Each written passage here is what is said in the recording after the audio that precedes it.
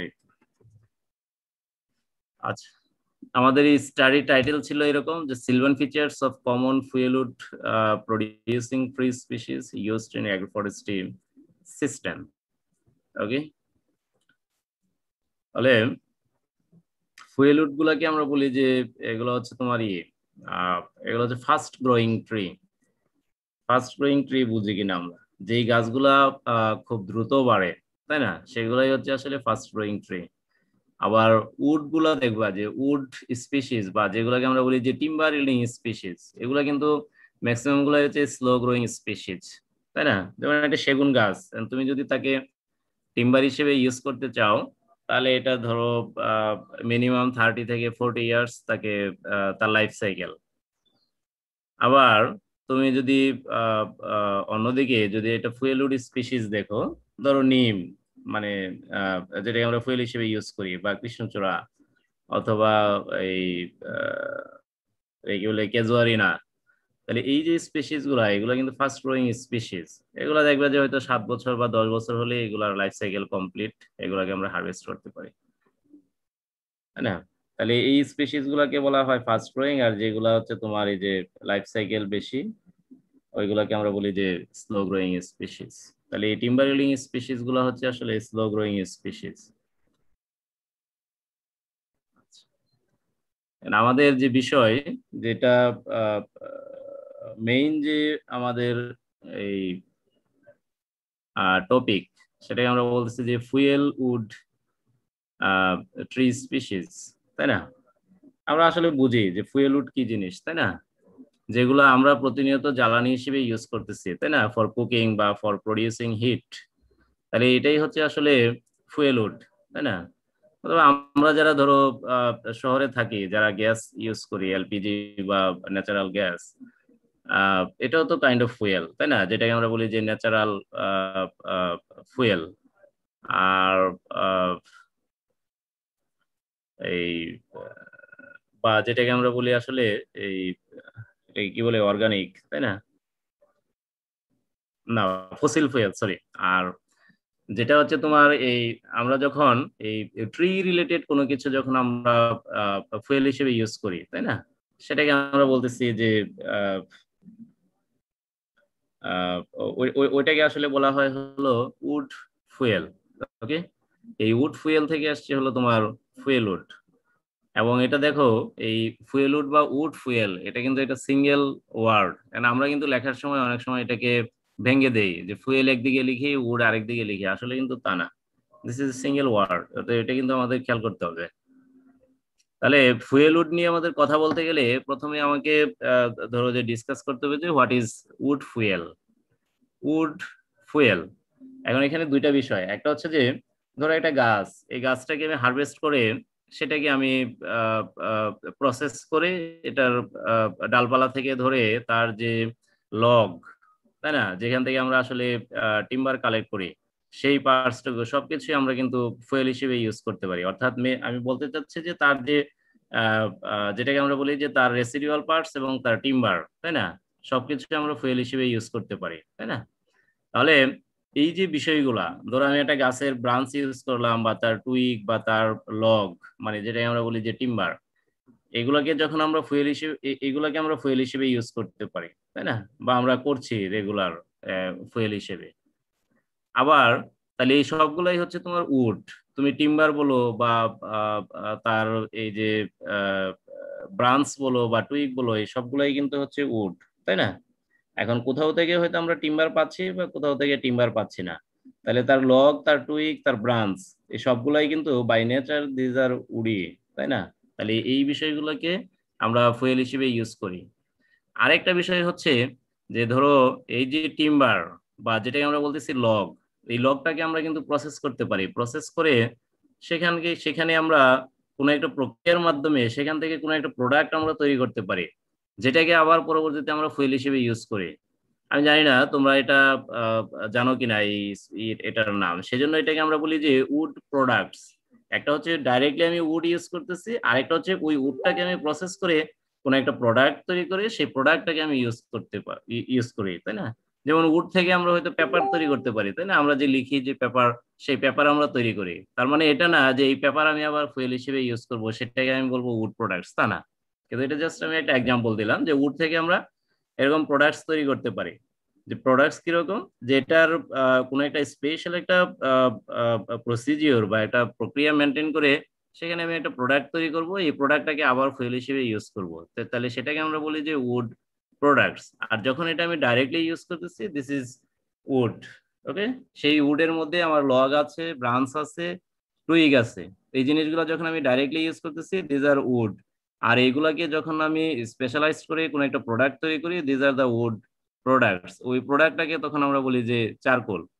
এই চারকোল কিন্তু আবার আমরা যে কোল বলি, ওই কোল না কিন্তু, যে উড প্রোডাক্টস, উড পুরানোর পরে যে এন্ড প্রোডাক্টস, সেটা কিন্তু চারকোল না।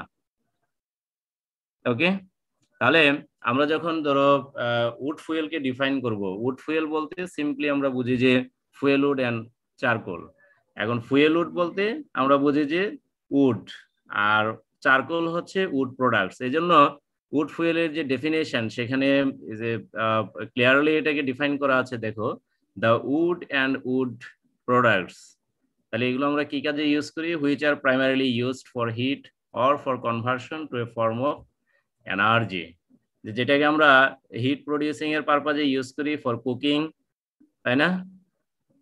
অথবা এই উডটাকে আমরা এমন একটা কনভার্টেড প্রোডাক্টস তৈরি করি যেটা আমাদেরকে এনার্জি দেয়, মানে পরবর্তীতে যদি সেটাকে আমি আবার ইউজ করি, তাহলে সেখান থেকে আমি এনার্জি পাবো। Energy means heat. সেটা আমি কুকিং পারপাজে ইউজ করতে পারি, অথবা আমার অন্য কোনো পারপাজে ইউজ করতে পারি। তাহলে উড ফুয়েল বলতে আমরা বললাম যে wood and wood products, those are primarily used for heat or for conversion of a product to form of energy, তাই না? এবং এটা বলা আছে যে it denotes both fuel wood and charcoal. অর্থাৎ সিম্পলি যদি আমরা বলি, তাহলে wood fuel equal to fuel wood and charcoal. Fuel wood বা ফায়ার উড আসলে একই জিনিস। এখন আমি নিচের দিকে আসি যে হোয়াট ইজ ফুয়েল উড।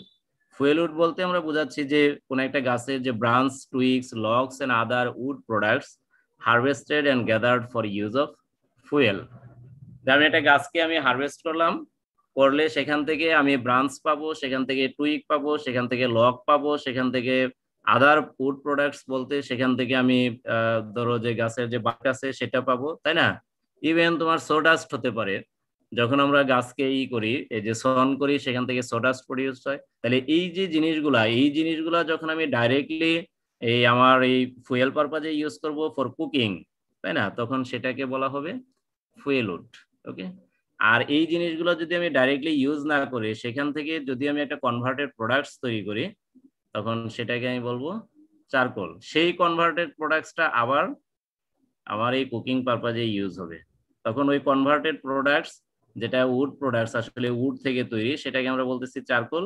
এবং এই চারকোলটা তখন আমরা এই হাউস হোল্ড পারপাজে ইউজ করব ফর কুকিং, তাই না? তখন সেটাকে বলা হচ্ছে চারকোল। এবং চারকোলের এখানে একটা ডেফিনেশন আছে, দেখো, বলা হচ্ছে যে material made from would through the process of pyrolysis. Charcoal হচ্ছে এরকম একটা products which made from would through the process of pyrolysis, and it is typically used by household or small traders for cooking, তাই না? আমাদের দেশে এই charcoal কিন্তু house hold লেভেলে কিছু প্রডিউস করা হয়, কিন্তু এটা কিন্তু কমার্শিয়ালি আমাদের দেশে আসলে নাই চারকোল। কিন্তু তুমি যদি এই টেম্পারেট কান্ট্রি দেখো বা আদার্স ট্রপিক্যাল কান্ট্রি, স্পেশালি যদি আমরা আফ্রিকান কান্ট্রিগুলোর দেখি, সেখানে প্রচুর পরিমাণে চারকোল ওরা ইউজ করে এবং কমার্শিয়ালি সেখানে চারকোল প্রডিউস করে, এবং ফার্মার্স লেভেলে প্রচুর চারকোল ওরা ইউজ করে। এখন সেখানে চারকোলটা প্রডিউস করতে গেলে একটা টেকনিক আছে, যেটাকে বলা হচ্ছে যে পাইরোলাইসিস। তোমরা হয়তো আমি জানি না তোমরা পাইরোলাইসিসের শোনার কথা, কারণ তোমার কেমিস্ট্রিতে কিন্তু এই বিষয়গুলো আছে যে পাইরোলাইসিস আসলে কি জিনিস, তাই না?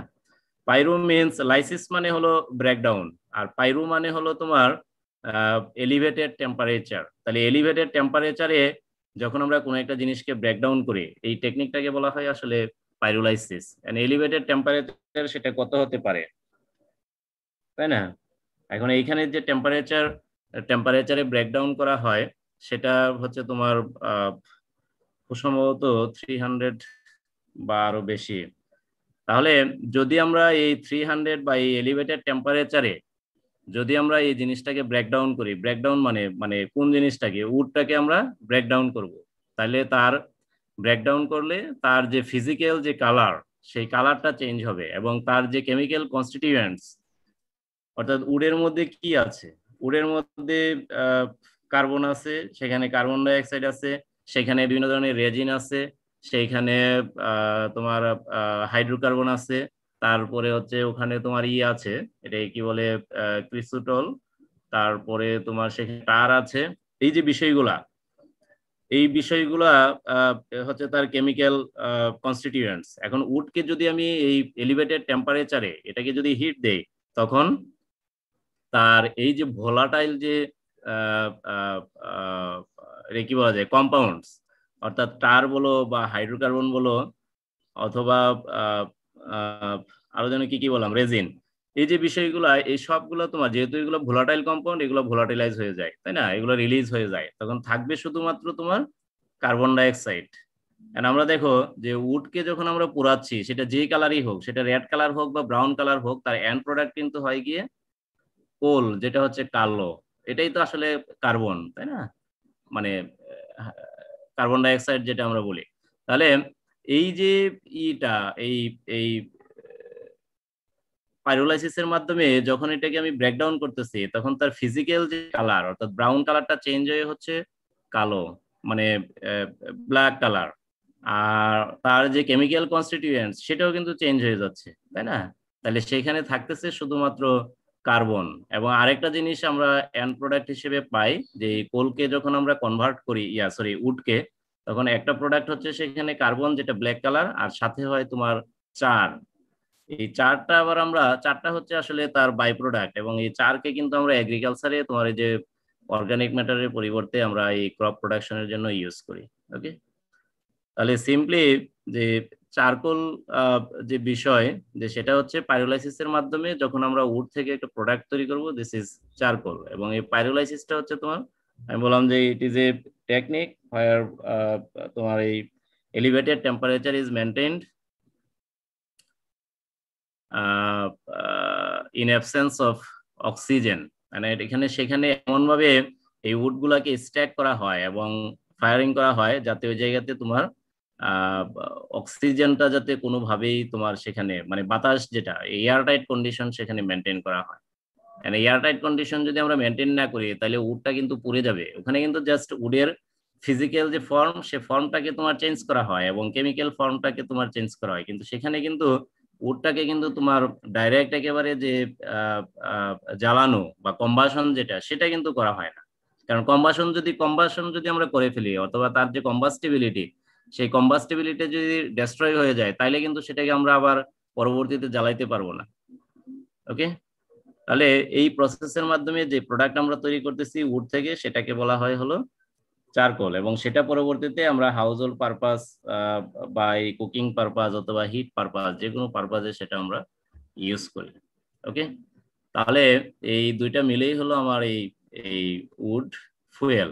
তাহলে আমরা এখানে এই মাঝখানের যে টার্মিনোলজি, অর্থাৎ ফুয়েল উড যেটা, সেই বিষয়টা নিয়ে আসলে আমরা ডিসকাস করব, তাই না। আর আমি একটু জাস্ট তোমাদেরকে ইয়াটা দেখাই, যে আমরা যে ফুয়েল উড বা উড ফুয়েল আমরা যেইভাবে বলি না কেন, সেই জিনিসগুলোর আসলে সোর্স কোথায়। এই যে এখানে দেখো যে উড ফুয়েলকে আমরা যদি ভাগ করি, সেখানে হচ্ছে ফুয়েল উড এবং চারকোল, তাই না। এবং সেটা কিভাবে প্রডিউস হচ্ছে, এই যে টিম্বার বা টিম্বার রেসিডিউস, সেখান থেকে হচ্ছে তোমার উড ফুয়েল, তারপরে ফুয়েল উড এবং চারকোল। এবং সেখানে আমরা যদি আমাদের এই এটা দেখি যে এগুলোর সোর্স কোথায় আসলে, এই ফুয়েল উডের, এই ফুয়েল উডের সোর্সের মধ্যে আমরা অ্যাগ্রোফরেস্ট্রি নিয়ে কথা বলতেছি, তাহলে অ্যাগ্রোফরেস্ট্রি is one of the source. তারপরে সেখানে বিভিন্ন ধরনের প্লান্টেশন আছে, সেখানে প্রাইভেট প্লান্টেশন যেমন আছে, সেখানে তোমার কমিউনিটির প্লান্টেশন আছে, যেটাকে আমরা বলি যে সোশ্যাল ফরেস্ট্রি। তাহলে অ্যাগ্রো ফরেস্ট্রি যেটা, দিস ইজ প্রাইভেট ফরেস্ট্রি, কারণ অ্যাগ্রো ফরেস্ট্রি হচ্ছে একজন ইন্ডিভিজুয়ালের ফরেস্ট্রি। এগুলো হয়তো তোমাদের এই কনসেপ্ট যখন আমরা পড়াইছিলাম, সেখানে বলার কথা আর কি। তাহলে এগ্রিকালচারাল প্লান্টেশন, অ্যাগ্রো ফরেস্ট্রি, এর বাইরেও কিন্তু ট্রি আছে, আমাদের রোড সাইডে ট্রি আছে, আমাদের হোম স্টেডে ট্রি আছে। তাহলে এই যে জায়গাগুলো, এই জায়গাগুলোকে আমরা বলতেছি যে ট্রিজ আউটসাইড ফরেস্ট। তারপরে ট্রি প্লান্টেশন আছে, দেন সেকেন্ডারি ফরেস্ট ম্যানেজমেন্ট, কোনো জায়গায় একটা প্রাইমারি ফরেস্ট ছিল সেটা কোনো কারণে ধ্বংস হয়ে গেছে বা মানুষ আমরা ধ্বংস করে ফেলছি, সেখানে আবার ফরেস্ট ডেভেলপ করে সেটাকে আবার ম্যানেজ করা হয় by a group of communal people. তারপরে আছে আমাদের যে প্রাইমারি ফরেস্ট, অর্থাৎ আমরা যদি আমাদের প্রাইমারি ফরেস্ট বলি তাহলে শাল ফরেস্ট, হিল ফরেস্ট বা ম্যানগ্রোভ ফরেস্ট, সেখান থেকে কিন্তু আমরা ফুয়েল উড কালেক্ট করি। এখন শাল ফরেস্ট ধরো কোনো কারণে ধ্বংস হয়ে যাচ্ছে, সেটাকে আবার ম্যানেজ করা হবে, দিস ইজ সেকেন্ডারি ফরেস্ট। এছাড়া আমাদের অনেক ফেলোল্যান্ড আছে যেখানে আমরা ট্রি প্লান্টেশন করি, তাহলে সেই জায়গাগুলা। তারপরে আমাদের ধরো হোমস্টেড আছে, আমাদের এই রোড সাইড আছে, আমাদের ইনস্টিটিউশনাল প্লান্টেশন আছে, so this are the trees outside forest. তারপরে আমাদের যে ইন্ডিভিজুয়াল ফরেস্ট আছে যেগুলা ডেভেলপ করে হলো একজন হাউস হোল্ড বা একজন একজন ফার্মার, এটাকে আমরা বলতেছি যে অ্যাগ্রো ফরেস্টে। তারপরে আমাদের এগ্রিকালচারাল যে সমস্ত প্লান্টেশন, তাহলে এই সবগুলাই হচ্ছে আমাদের এই উড ফুয়েল বা ফুয়েল উডের যে সোর্স। এই জায়গাগুলোতে কিন্তু আমরা, এই জায়গাগুলো থেকেই আমরা এই ফুয়েল উড কিন্তু আমরা কালেক্ট করি বা ফুয়েল উড আমরা এখান থেকে পাই। সেখানে কমার্শিয়াল পারপাজে হয় বা সেখানে তোমার স্মল স্কেলে কিন্তু প্লান্টেশন হয়, তাই না?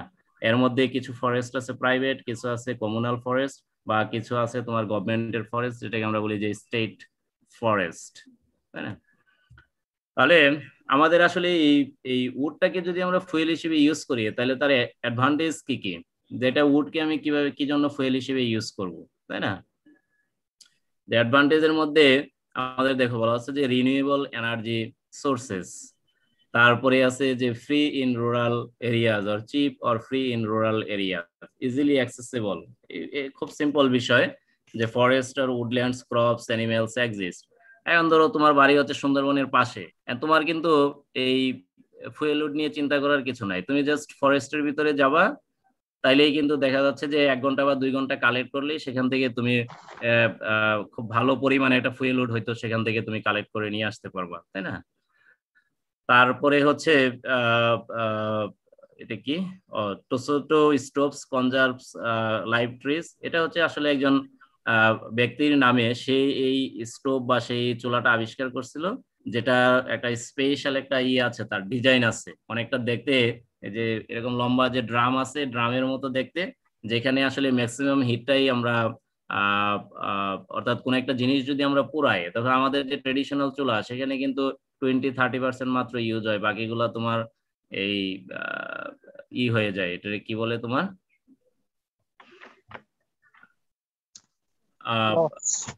হ্যাঁ, এই 20-30% মাত্র আমাদের ইফিসিয়েন্টলি আমরা ইউজ করতে পারি, তাই না?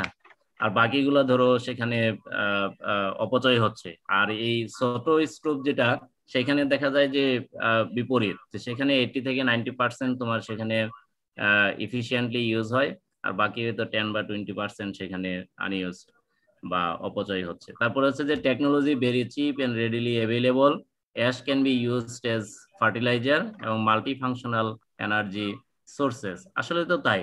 এখন তোমার কাছে যদি ফুয়েল উড থাকে সেটা কিন্তু খুব ইজি। প্রথমত দেখা যাচ্ছে যে এটা এমন একটা জিনিস যে যেটা তোমার কাছে যদি তোমার ফরেস্ট থাকে তাহলে কিন্তু এটা তোমার কিনতে হচ্ছে না।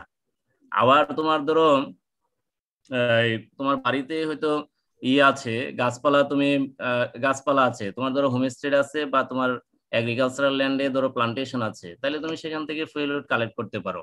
এই জন্য বলা হচ্ছে যে it is very chip or free. এবং এটা মেনলি কিন্তু আমরা এই যে জায়গাটাতে আসলে আমার যেখানে তোমার ফেলো স্পেস আছে সেই জায়গাতে আমি এটা প্র্যাকটিস করতে পারি, মোস্টলি রুরাল এরিয়াতে, কারণ আমাদের তো এই আরবান এরিয়াতে এটা সুযোগ কম প্র্যাকটিস করার, তাই না? তাহলে একজন ইন্ডিভিজুয়াল তার হয়তো জমি আছে, সে ইচ্ছা করলে ওখানে কিছু গাছ লাগাইতে পারে, এবং আহ, সেই গাছগুলা সে ইচ্ছা করলে তোমার এই এই ফুয়েল হিসেবে ইউজ করতে পারে, তাই না? আবার দেখো সেখানে এটা ইউজ করার পরে তার যে এন্ড প্রোডাক্ট অর্থাৎ কোল, সেটা কিন্তু আবার ইউজ করা হচ্ছে অন্য পারপাজে। সেটা কেউ ধরো আমরা আবার এটাকে চেষ্টা করতেছি সেখানে অন্য কোনো ফর্মে, মানে অন্য কোনো পারপাজে ইউজ করার, ধরো সেটা যে জুয়েলারির দোকানে দেখবা যে সেখানে ট্রেডিশনাল এটা ইউজ করা হচ্ছে, বা তুমি এটা ইয়ের দোকানে যাও, কামারের দোকানে যাও, সেখানে কিন্তু তারা এই এই কোল ইউজ করে, তাহলে this is call renewable energy. বা তারপরে আহ, আহ, আহ, বলা হচ্ছে যে আহ, আহ, তোমার এই যে অ্যাশ যেটা, সেটাকে আবার তুমি ফার্টিলাইজার হিসেবে ইউজ করতে পারো, তাই না? তাহলে so these are the advantage. And তুমি যদি এই উডটাকে ধরো ফুয়েল হিসেবে ইউজ না করে তুমি যদি ন্যাচারাল গ্যাসের উপর ডিপেন্ডেন্ট হও, তাহলে ধরো যে তোমার কিন্তু তখন প্রিলিমিনারি যদি আমরা দেখি, তোমাকে অনেকগুলা মানে কস্ট কিন্তু সেখানে বেয়ার করতে হয়। মাস শেষে তোমাকে ধরো একটা বিল পে করতে হবে, আহ, তোমার স্টোভ কিনতে হবে, তারপরে সেখানে রিপেয়ারিং বা মেনটেনেন্স আছে, তাই না? আরেকটা বিষয় হলো যে তোমার কিন্তু তখন ডিপেন্ডেন্সি, যে গভর্নমেন্টের উপর তোমার ডিপেন্ডেন্সি তৈরি হবে। আজকে গ্যাস নাই ধরো তোমার বাসায়, তোমার অল্টারনেট কোনো সোর্স যদি না থাকে, তাহলে তোমার হয়তো বা 1 ঘন্টা গ্যাস থাকলো না, সে সময়টা তোমার অপচয় হবে। আবার তোমার কিন্তু ওই সময়ে তোমার যে হাউস হোল্ড পারপাস বা অ্যাক্টিভিটিস সেটাও কিন্তু বন্ধ থাকবে, তাই না? সো যদি আমরা ফুয়েলটাকে উড হিসেবে ইউজ করি, তাহলে আমাদের অনেকগুলা অ্যাডভান্টেজ আছে, তাহলে আমাদের আর কারো উপর ডিপেন্ডেন্ট হইতে হবে না, তাই না? কিন্তু তার কিছু আবার ডিসঅ্যাডভান্টেজও কিন্তু আছে, যে উডকে যদি আমরা ফুয়েল হিসেবে ইউজ করি, তাহলে তার আবার কিছু স্যার স্টোভেরটা আরেকবার বলবেন। জি, স্টোভেরটা, স্টোভ 4 নম্বর পয়েন্ট। স্টোভ। স্টোভ জি এটা স্যার। হচ্ছে আসলে একজন জিম্বাবুয়ান একজন সায়েন্টিস্ট, উনি এই স্টোভটা আবিষ্কার করছেন আর কি। ওনার নাম হচ্ছে যে টোসোটো। ওনার নামানুসারে হচ্ছে আসলে এই স্টোভটা। এটা খুব সম্ভবত 1940 বা এরকম আর কি আশেপাশে, আমার এক্সাক্ট ডেটটা খেয়াল নাই, যে 1940 বা ওই সময়ে সে এই জিনিসটা ইনভেন্ট করে, এই স্টোভটা। এবং ওর নামানুসারে তোমার এটার নাম হচ্ছে তোমার এই টোসোটো স্টোভ। এবং এটা হচ্ছে তোমার, ধরো আমাদের যে, আমরা বললাম যে আমাদের যে ট্রেডিশনাল স্টোভ, তাই না, যেটা আমরা ওই যে মাটি দিয়ে তৈরি করি, সেখানে দেখবা যে 3 দিক কিন্তু অনেকটা খোলা। সেখানে ধরো যে বাতাসের একটা, এয়ারের একটা প্রেসার থাকে। সেজন্য তুমি যখন ওর ভিতরে ফুয়েল দিচ্ছ, সেখান থেকে যে পরিমাণ হিট প্রডিউস হচ্ছে, অর্থাৎ তুমি পাতিল রাখতেছো ইয়ের উপরে, স্টোভের উপরে রাখার পরে দেখবা যে 3 দিকে কিন্তু খোলা, তাই না? তাহলে এখানে কন্টিনিউয়াস তোমার এই এয়ারের প্রেসার, সেই কারণে যে হিট ওখানে প্রডিউস হচ্ছে এই এই উড তোমার বার্ন করার পরে, সেই হিটটার, ধরো যে আমরা বলছি যে এই ট্রেডিশনাল ওয়েতে তোমার এই 20 বা 30% মাত্র আমরা কাজে লাগাচ্ছি। আর বাকিটা কিন্তু সেখানে তোমার আহ আহ, হচ্ছে যে, আমরা বললাম যে অপচয় হচ্ছে, তাই না? আর এটা হচ্ছে অনেকটা ড্রামের মতো, ধরো ড্রামের যেমন একটা মুখ বন্ধ করা থাকে, এটা অনেকটা ড্রামের মতো। এটা এরকম রাউন্ড, ওকে। এটার শুধুমাত্র উপরের দিকটা খোলা, তাহলে উপরের দিকে যদি তুমি পাতিল বসায় দাও, তখন কিন্তু সেখানে আহ, আহ, এই যে আমাদের ট্রেডিশনাল চুলার চাইতে সেখানে যে এয়ারের প্রেসার, সেখানে কিন্তু এই এই দিকগুলা তোমার না থাকাতে, খোলা না থাকাতে, সেখানে কিন্তু এয়ারের প্রেসার কম। এজন্য দেখা যাচ্ছে যে এই জায়গাতে তোমার যে হিট যেটা প্রডিউস হয়, সেটা কিন্তু ইফিশিয়েন্টলি ইউজ হয়। এজন্য আমি বলছি যে সেখানে এই যে ইফিসিয়েন্সি যেটা, এই ছোট স্টোভের মধ্যে ইফিসিয়েন্সিটা হলো বেশি। যে সেটা আহ, ওখানে যে তোমার আছে, আহ, তাদের যে রিভিউ, সেখানে বলা আছে যে সেখানে হয়তো 80-90% কে মানে তোমার ইফিসিয়েন্টলি ইউজ হয়, যে হিটটা প্রডিউস হয়।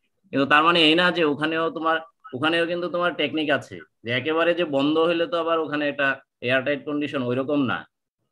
মানে পাশ দিয়ে জায়গা আছে, কিন্তু সেখান দিয়ে তোমার হিট বা এয়ারেশনের কিন্তু একটা আছে তোমার, এই রুম আছে, সেটা দিয়ে হয়তো এয়ারেশন হয় সেখানে। কিন্তু যে হিটটা প্রডিউস হয়, সেই হিটটা তোমার ইফিশিয়েন্টলি সেখানে ইউজ হয়।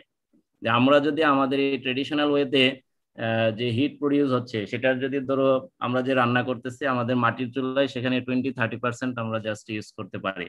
আর বাকিটা কিন্তু ওই অপচয় হয়ে যাচ্ছে। আর এই ক্ষেত্রে আমাদের এই এই ছোট স্টোভ যেটা, সেই ক্ষেত্রে দেখা যাবে যে সেখানে হয়তো 80-90% ইফিসিয়েন্টলি ইউজ হয়, বাকি 10 বা 20% সেক্ষেত্রে আনইউজড হচ্ছে, তাই না? তাহলে এটাকেই বলা হচ্ছে যে এই ক্ষেত্রে যদি আমরা ইউজ করি ধরো এই ছোট স্টোভ, তাহলে আহ, ধরো যে same amount of E fuel বা সেম অ্যামাউন্ট অফ উড, তাই না? এন্ড সেটা আমি ট্রেডিশনাল চুলাই দিলাম বা আমি ছোট স্টোভে দিলাম, ধরো আমার 2 কেজি, তাহলে দেখা যাচ্ছে যে 2 কেজি দিয়ে হয়তো আমি আমার কুক, যদি আমি ট্রেডিশনাল ইয়াতে দিই, স্টোভে দিই, তাহলে হয়তো 2 কেজি দিয়ে আমার যে কুকিং সেটা হয়তো শেষ হবে না। কিন্তু ছোট স্টোভে দেখা যাচ্ছে যে হয়তো আমার 2 কেজিতেই হয়ে যাবে। কারণ কি, এক জায়গায় আমার জাস্ট 30% হিট আমি ইউজ করতে পারতেছি, আরেক জায়গায় হচ্ছে তো আমার কিন্তু উল্টাটা, সেখানে আমি 70 বা 80 বা 90% ইউজ করতে পারছি, তাই না? তাহলে এই যে ইফিসিয়েন্সি সেটার উপর ভিত্তি করে কিন্তু আমার কুকিংটা কম বেশি হবে, মানে সময়টা কম বেশি লাগবে।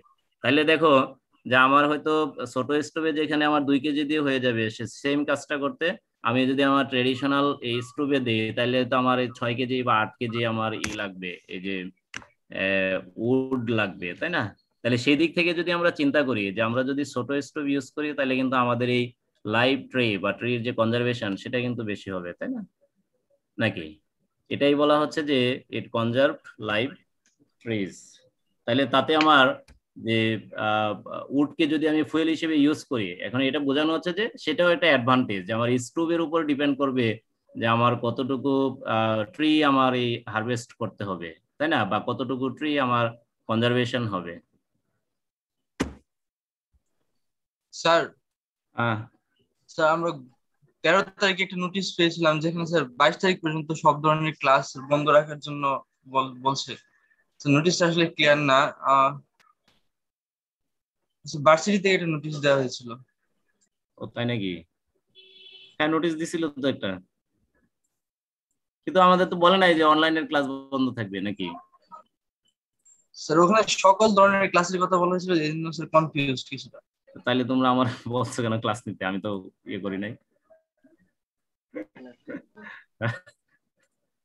স্যার ক্লাস তো স্যার আসলে অফ, অন্যান্য লেভেলে সম্ভবত অফ। তাহলে তোমরা বললা কেন?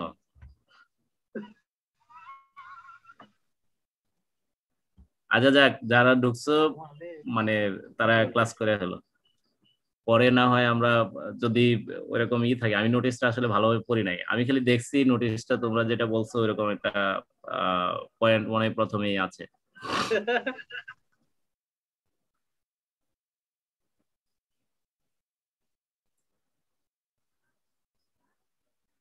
আচ্ছা, তারপরে আছে যে উডকে যদি আমরা ফুয়েল হিসেবে ইউজ করি তার কিছু ডিসঅ্যাডভান্টেজ আছে।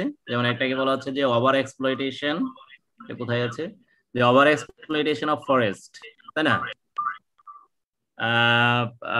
সেখানে কি হবে যদি আমরা ওভার এক্সপ্লয়েট করি ফরেস্টকে, তাহলে আমাদের বেশি পরিমাণে ট্রি কাটতে হবে, সেটা লিগালি হোক বা ইলিগালি হোক, যেটা আমাদের এনভায়রনমেন্টের উপরে একটা সিরিয়াস একটা ইম্প্যাক্ট করবে। এই সিরিয়াস ইম্প্যাক্টের মধ্যে আমাদের ডিফরেস্টেশন হবে, ডিস্ট্রাকশন হবে ecosystem and animal habitats which accelerate soil erosion, তাই না? এরকম কতগুলা হ্যাজার্ডাস ইম্প্যাক্ট আমাদের তৈরি হবে যদি আমরা এই ফরেস্টকে ওভার এক্সপ্লয়েট করি, তাই না?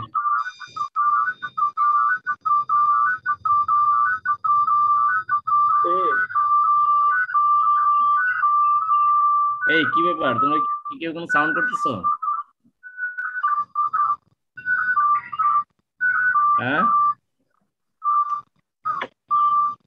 এই আইডি কার সোহেল, তুমি কিন্তু মানে মিউট করা নাই, তুমি আনমিউট করে রাখছো।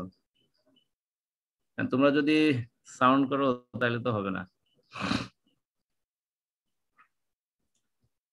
তাহলে আমাদের এই উডকে যদি আমরা ফুয়েল হিসেবে ইউজ করি তাহলে তার কিছু কনসিকুয়েন্স আছে, তাই না? আসলে উড আমরা কালেক্ট করি হলো ফরেস্ট থেকে, আমরা কালেক্ট করি প্লান্টেশন থেকে। এখন যেটা আমাদের এই বেঁচে থাকার জন্য আমাদের ফরেস্ট দরকার, তাই না? কারণ আমরা জানি যে আমাদের অক্সিজেনের যে সিঙ্ক সেটা হচ্ছে সেই ফরেস্ট বা ট্রি। এখন আমরা যদি এই এই ফরেস্ট বা ট্রি কে যদি আমরা ফুয়েল হিসেবে ইউজ করি, তাই না? এবং সেটা যদি আমরা এই কনজারভেশনের চিন্তা না করে আমরা যদি ইলিগালি ধরো এই ফরেস্ট বা ট্রি যদি আমরা হারভেস্ট করি, বা যেটাকে আমরা বলতেছি যে over exploitation of tree or forest, তাহলে তার অবশ্যই কিছু ডিসঅ্যাডভান্টেজ বা এনভায়রনমেন্টাল কিছু হ্যাজার্ড সেখানে তৈরি হয়। যেমন সেটাকে বলা হচ্ছে যে ডিফরেস্টেশন, দেন আর একটা হচ্ছে যে ডিস্ট্রাকশন।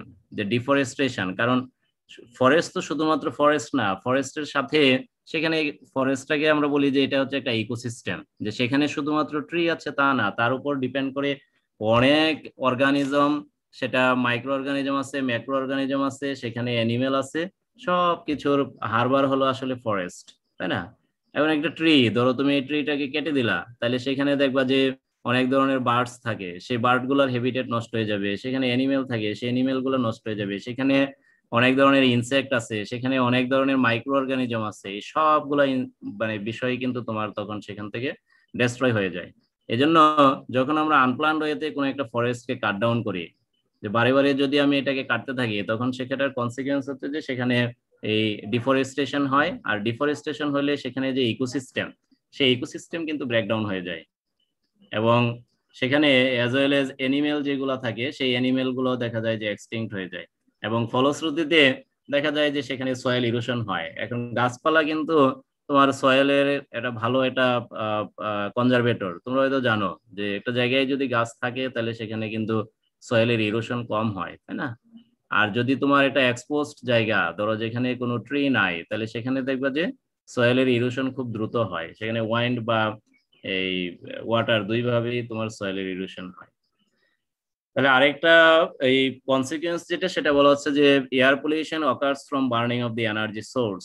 আমরা যে সমস্ত উড যেগুলো আমরা পোড়াচ্ছি সেখানে কিন্তু আবার এয়ার পলিউশন হচ্ছে। সেই জন্য আমাদের দেশের কথা যদি আমরা চিন্তা করি, ধরো একটা সময় ছিল যখন এই যে ব্রিক মেকিং ইন্ডাস্ট্রি যেগুলো যেগুলো আমরা বলি যে ব্রিক ফিল্ড, সেই জায়গাগুলোতে প্রচুর পরিমাণে কিন্তু তোমার এই উড সেখানে ইউজ করতো, তাই না? এখন হয়তো অনেক জায়গায় কোল ইউজ করে, বা গভর্নমেন্টের একটা প্রিন্সিপাল আছে যে ওই জায়গাগুলোতে, বা এনভায়রনমেন্টের একটা ম্যানেজমেন্টের একটা বিষয় আছে যে কোনো অবস্থাতেই এই ব্রিক ফিল্ড গুলাতে তোমার করা যাবে না, মানে এই ট্রি পোড়ানো যাবে না, মানে ইট তৈরির জন্য সেখানে অবশ্যই কোল ইউজ করতে হবে।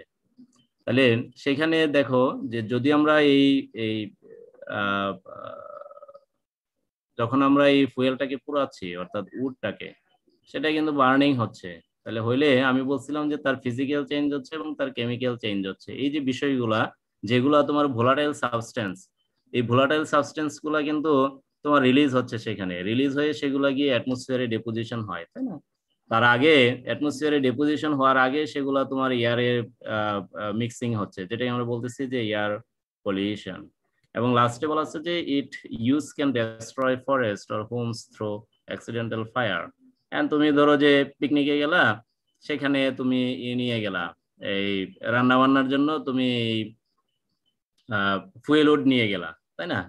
তাহলে দেখা যাচ্ছে যে অনেক সময় সেই ফুয়েল উড তুমি ফরেস্টের ভিতরে করতেছো, এই যে ফুয়েল উড দিয়ে রান্না করতেছো, হঠাৎ করে ধরো সেখানে কোনো অ্যাক্সিডেন্টাল ফায়ার বা অ্যাক্সিডেন্ট হলো, তাই না? তাহলে ফরেস্টের ভিতরে এই বিষয়গুলো কিন্তু খুব সেন্সিটিভ। এখন যত জায়গায় দেখবা যে এই যে ফরেস্ট ফায়ার হয়, আমাদের দেশে ইভেন হয়, কয়েকদিন আগে একটা রিপোর্ট আসছে পত্রিকায় যে সুন্দরবনে কিন্তু বছরে আহ, অনেক পরিমাণে এই ফরেস্ট ফায়ার হয়। সেগুলো ন্যাচারালি যেমন হয়, সেখানে কিন্তু আর্টিফিশিয়ালি প্রচুর ফায়ার তৈরি হয়। এবং পৃথিবীতে যে যে অনেক কান্ট্রি আছে যেখানে দেখবা যে ফরেস্ট ফায়ার নিয়ে কিন্তু ওরা খুব মানে ফিল করে, যার মধ্যে যেমন অস্ট্রেলিয়া, তারপরে ইউএসএ তে কিন্তু প্রচুর পরিমাণে ফরেস্ট ফায়ার হয়। এবং সেই ফরেস্ট ফায়ারের মেইন কারণই হচ্ছে কিন্তু সেখানে এই যে ফরেস্টের মধ্যে যারা ট্রাভেল করে, যারা এরকম এই যে পিকনিক, তারপরে তোমার এই যে ট্যুর বা ট্রাভেল যেগুলা হয়, সেখান থেকেই কিন্তু ম্যাক্সিমাম এই ফরেস্ট ফায়ার গুলা ক্রিয়েট হয়। ওকে, সেজন্য বলা হচ্ছে যে আমরা একটা ফুয়েলকে, উডকে আমরা ফুয়েল হিসেবে ইউজ করি, কিন্তু সেটা কিন্তু অনেক সময় এই অ্যাক্সিডেন্ট হয়, মানে ফরেস্ট ফায়ার ক্রিয়েট করতে পারে, যার কারণে দেখা যায় যে ফরেস্টের মধ্যে যখন তোমার ফায়ার হয় তখন কিন্তু সেখানে পুরো ফরেস্টটাই ধরো যে বা থাউজেন্ডস অফ বা হান্ড্রেডস অফ একর্স বা হেক্টরস ফরেস্ট দেখা যায় যে কয়েক মিনিটের ভিতরেই হয়তো তোমার হচ্ছে, মানে ডেস্ট্রয় হয়ে যাচ্ছে। ইভেন তোমার হোমে যদি তুমি ইউজ করো, অনেক সময় কিন্তু এরকম অ্যাক্সিডেন্ট হয়। সেটা অবশ্য ন্যাচারাল গ্যাসেও তো তোমার, কারণ অ্যাক্সিডেন্ট তো সেটা অ্যাক্সিডেন্টই, তাই না? তাহলে these are the disadvantage of using fuel wood. ওকে,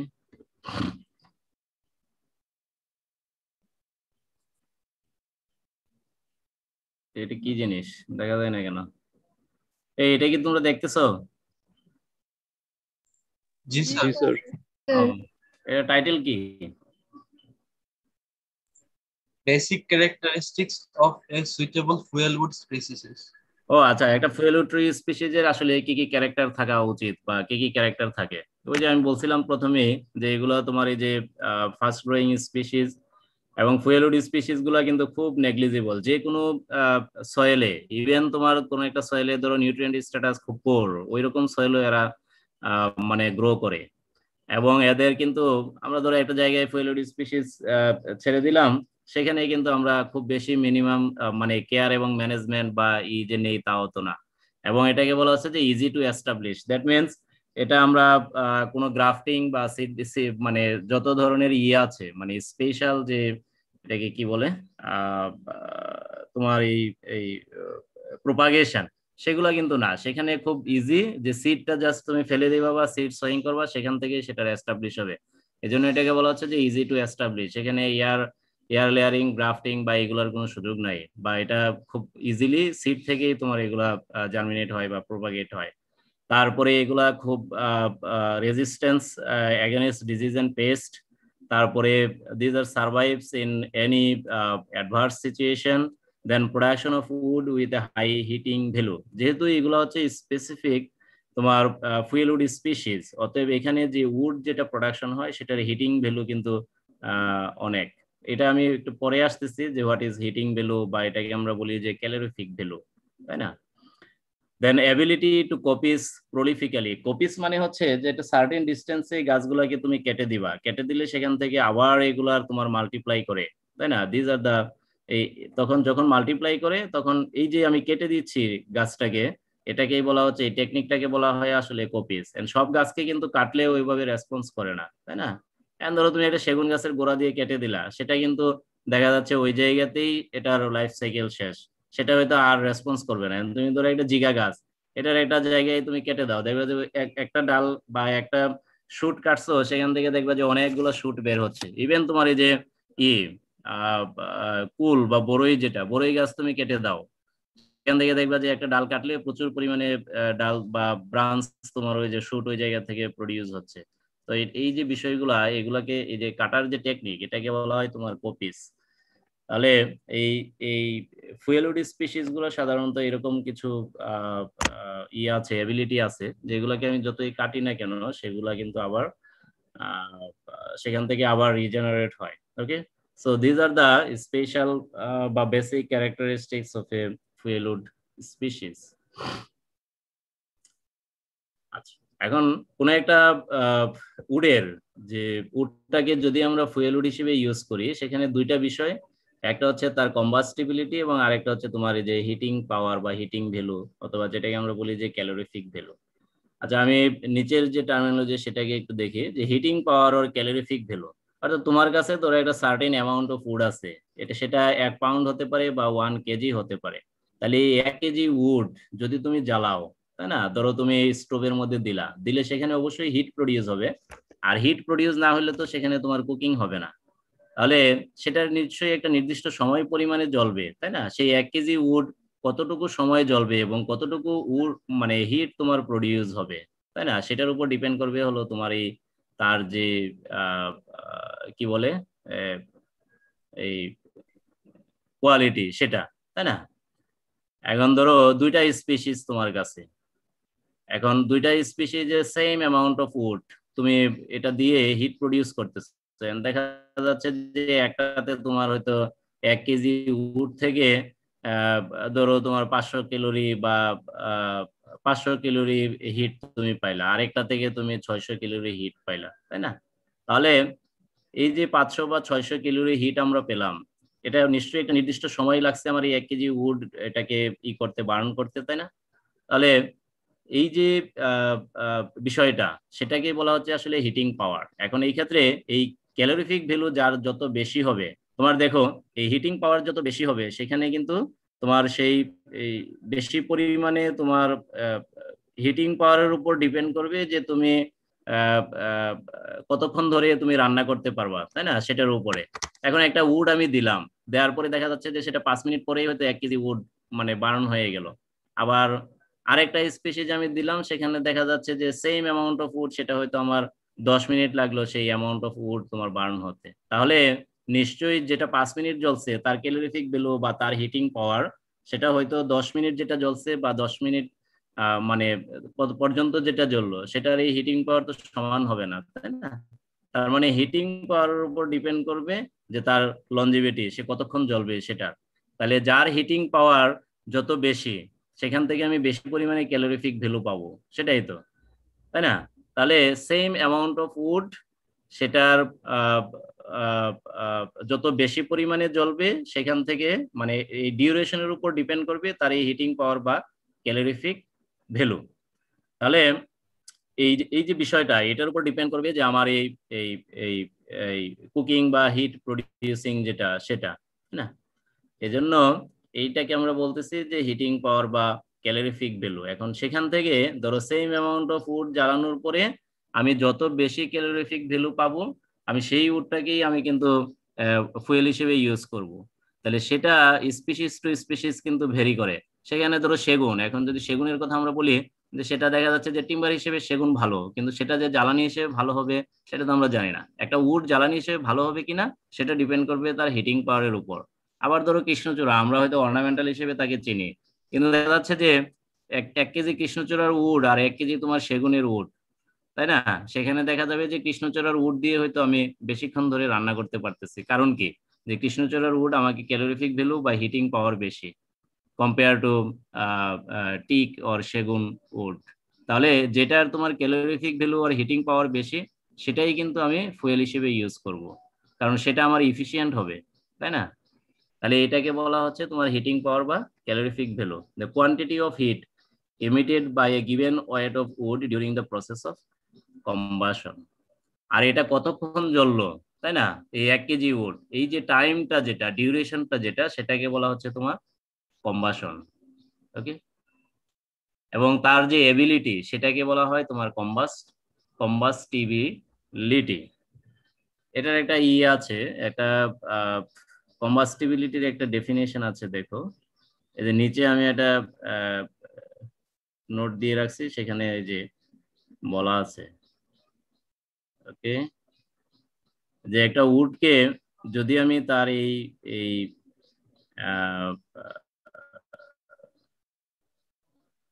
মানে তার যে হিটিং পাওয়ার সেটা যদি আমি মেজার করতে যাই, তাই না, তাহলে এই যে সেটাকে অবশ্যই আমার জ্বালাইতে হবে, যেটাকে আমরা বলতেছি যে কম্বাসন। এবং সেখানে সে কত ইজিলি সেটা এই ফায়ারের মধ্যে দেওয়ার পরে জ্বলবে, তাই না, এবং কতক্ষণ, সেটাই ডিপেন্ড করবে তার কম্বাস্টিবিলিটি। ওকে, যে তার এবিলিটি আছে কিনা জ্বালার, মানে এই কম্বাসনের, সেটাকে বলা হবে তার কম্বাস্টিবিলিটি। এখন এমন একটা উড যেটার ধরো যে কম্বাস্টিবিলিটি নাই, মানে তার এবিলিটি নাই এই কম্বাসনের, তাহলে সেটার কিন্তু তো আবার হিটিং পাওয়ার হবে কম, যেটা আমরা এই যে সেগুনের ক্ষেত্রে বললাম। এখানে কিছু এক্সাম্পল আছে, দেখো যে calorific value of some important fuelwood trees. সেখানে সেগুন আমাদের খুব ভালো একটা স্পিসিস, কিন্তু সেগুনের কিন্তু কোনো এক্সাম্পল নাই। ধরো যে 1 কেজি উড যদি আমি সেটাকে কম্বাসন করি, তাহলে সেখান থেকে আমি কি পরিমাণ ক্যালোরিফিক ভ্যালু পাবো, এই যে ক্যালোরি যেটা আর কি। যেমন সেখানে সবচেয়ে বেশি আছে ধরো তোমার এই আলবিজিয়া লেবেক, যেটাকে আমরা বলি যে কালো করই। সেখানে 1 কেজি উড যদি তুমি বার্ন করো বা কম্বাসন করো, সেখান থেকে তুমি প্রায় কত 5,000-এর মানে মোর দেন 5,000 তোমার ক্যালোরিফিক ভ্যালু বা হিটিং পাওয়ার সেখানে প্রডিউস হবে, তাই না? তারপরে তোমার টামারিন্ডাস ইন্ডিকা, যেটা হচ্ছে তেঁতুল, কেজুয়ারিনা একুইসেটিফোলিয়া, এগুলো সবগুলাই কিন্তু ভালো ফুয়েলউড স্পিসিস। ইভেন তোমার আলবিজিয়া চাইনেনসিস, যেটাকে বলে তোমার এই যে চেস্টা করই, তারপরে জিজিফাস মৌরিটিয়ানা, যেটা হচ্ছে তোমার এই যে বরই বা কুল, ডিস্কোফিয়া জাভানিকা, এটা কি মনে নাই, এটা কি বুটিয়া মনোস্পার্মা, এটা হচ্ছে পলাশ, আলবিজিয়া লেবেক, তারপরে ক্যাসিয়া সিয়ামিয়া, যেটা হচ্ছে মিনজিরি, ডালবার্জিয়া শিশু, তারপরে হচ্ছে তোমার অ্যাম্বলিকা অফিসিনালিস, যেটা হচ্ছে এটা কি বলে আমলকি। তাহলে এই যে স্পিসিস গুলা, এই সবগুলাই কিন্তু ভালো ফুয়েলউড স্পিসিস। এখন আমরা যদি আমলকির ক্ষেত্রে দেখি যে এটার ক্যালোরিফিক ভ্যালু কিন্তু এগুলো সবগুলোর সাথে যদি আমরা কম্পেয়ার করি, তাহলে এগুলা হাইয়েস্ট ক্যালোরিফিক ভ্যালু হচ্ছে তোমার এই আমলকির। কিন্তু সেটাকে কিনা আমরা ফুয়েলউড হিসেবে চিনি? আমলকিকে তো আমরা চিনি যে এটা একটা ফ্রুট এবং rich source of vitamin C. Even তোমার এই যে তেঁতুলকে তো আমরা এত ভালো ফুয়েলউড হিসেবে জানি না, তাই না? ক্যাজুয়ারিনা একুইসেটিফোলিয়া বা এই যে বরই তো মেইনলি হচ্ছে ফ্রুট ট্রি, তাই না? তাহলে এই যে স্পিসিস গুলা হচ্ছে ভালো ফুয়েলউড স্পিসিস, এবং এগুলার যে ক্যালোরিফিক মানে এটা ভালো ফুয়েলউড কিনা এটা ডিপেন্ড করতেছে হলো তার এই হিটিং পাওয়ার বা ক্যালোরিফিক ভ্যালুর উপরে।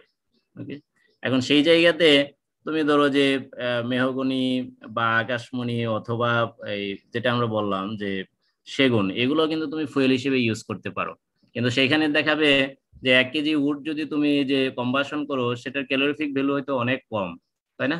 এই জন্য বললাম যে একটা উড ফুয়েল হিসেবে ইউজ হবে কিনা সে দুইটা ফ্যাক্টরের উপর ডিপেন্ড করে, একটা হচ্ছে তার ক্যালোরিফিক ভ্যালু এবং আরেকটা হচ্ছে তার কম্বাস্টিবিলিটি। হয়তো তার কম্বাস্টিবিলিটি কম, অর্থাৎ কম্বাসনের যে এবিলিটি, অর্থাৎ একটা উডকে দিলে চুলার মধ্যে দিলে সে যে জ্বলবে সেই সেই যে পাওয়ার, সেই পাওয়ারটা তার কম, সেজন্য তার ক্যালোরিফিক ভ্যালু কম। কারণ কম্বাসনের উপরে কিন্তু তার ক্যালোরিফিক ভ্যালু ডিপেন্ড করে। ওকে, সেজন্য আমরা যদি সেগুনকে আমরা জ্বালাইতে পারবো, কিন্তু সেটা কিন্তু ইফিশিয়েন্ট হবে না জ্বালানোর জন্য। সেজন্য সেগুনকে কিন্তু আমরা ভালো ফুয়েল উড বলতে পারবো না, কিন্তু সেটা একটা ভালো টিম্বার ট্রি। আবার এখানে আরো কিছু ফ্যাক্টর আছে যেটার উপরে ফুয়েল উডের ইফিসিয়েন্সি ডিপেন্ড করে। যেমন এর মধ্যে একটাকে বলা হচ্ছে যে density of wood, dryness of wood. একটা উড প্রপারলি ড্রাই কিনা সেটার উপরেও কিন্তু তার ইফিসিয়েন্সি ডিপেন্ড করে। কারণ দেখা যাচ্ছে যে উডটাকে হয়তো তুমি রোদ্রের মধ্যে দিয়ে ড্রাইং করছো, কিন্তু সেটা হয়তো প্রপারলি ড্রাই হয় নাই, কোনো জায়গায় হয়তো ময়েশ্চার বেশি, কোনো জায়গায় কম। এখন যখন তুমি এটাকে চুলার মধ্যে দিবা তাহলে সেটা দেখবে যে আনইভেনলি হয়তো সেটার কম্বাসন হবে। কারণ আনইভেনলি যদি কম্বাসন হয় তার ইফিসিয়েন্সি কম হবে। আর এটা হচ্ছে যে ডেনসিটি অফ উড। এখন কোনো উড হয়তো আমরা চুলার মধ্যে দিচ্ছি, সে হয়তো খুব তাড়াতাড়ি জ্বলে যাচ্ছে, তার মানে কি তার যে ডেনসিটি, অর্থাৎ তার যে এই যেটা যেটা কি বলে আমরা কম্প্যাক্টনেস, বা তার যে গ্রেইনের যে স্ট্রাকচার, তাই না? বা গ্রেইনের স্ট্রাকচার না, সরি, এটাকে বলে টেক্সচার। তার যে টেক্সচার, সেই টেক্সচার গুলা হচ্ছে যে তোমার কোর্স। যদি কোর্স হয় তাহলে দেখা যাচ্ছে যে তার ডেনসিটি হবে তোমার পোর, সে তাড়াতাড়ি জ্বলবে।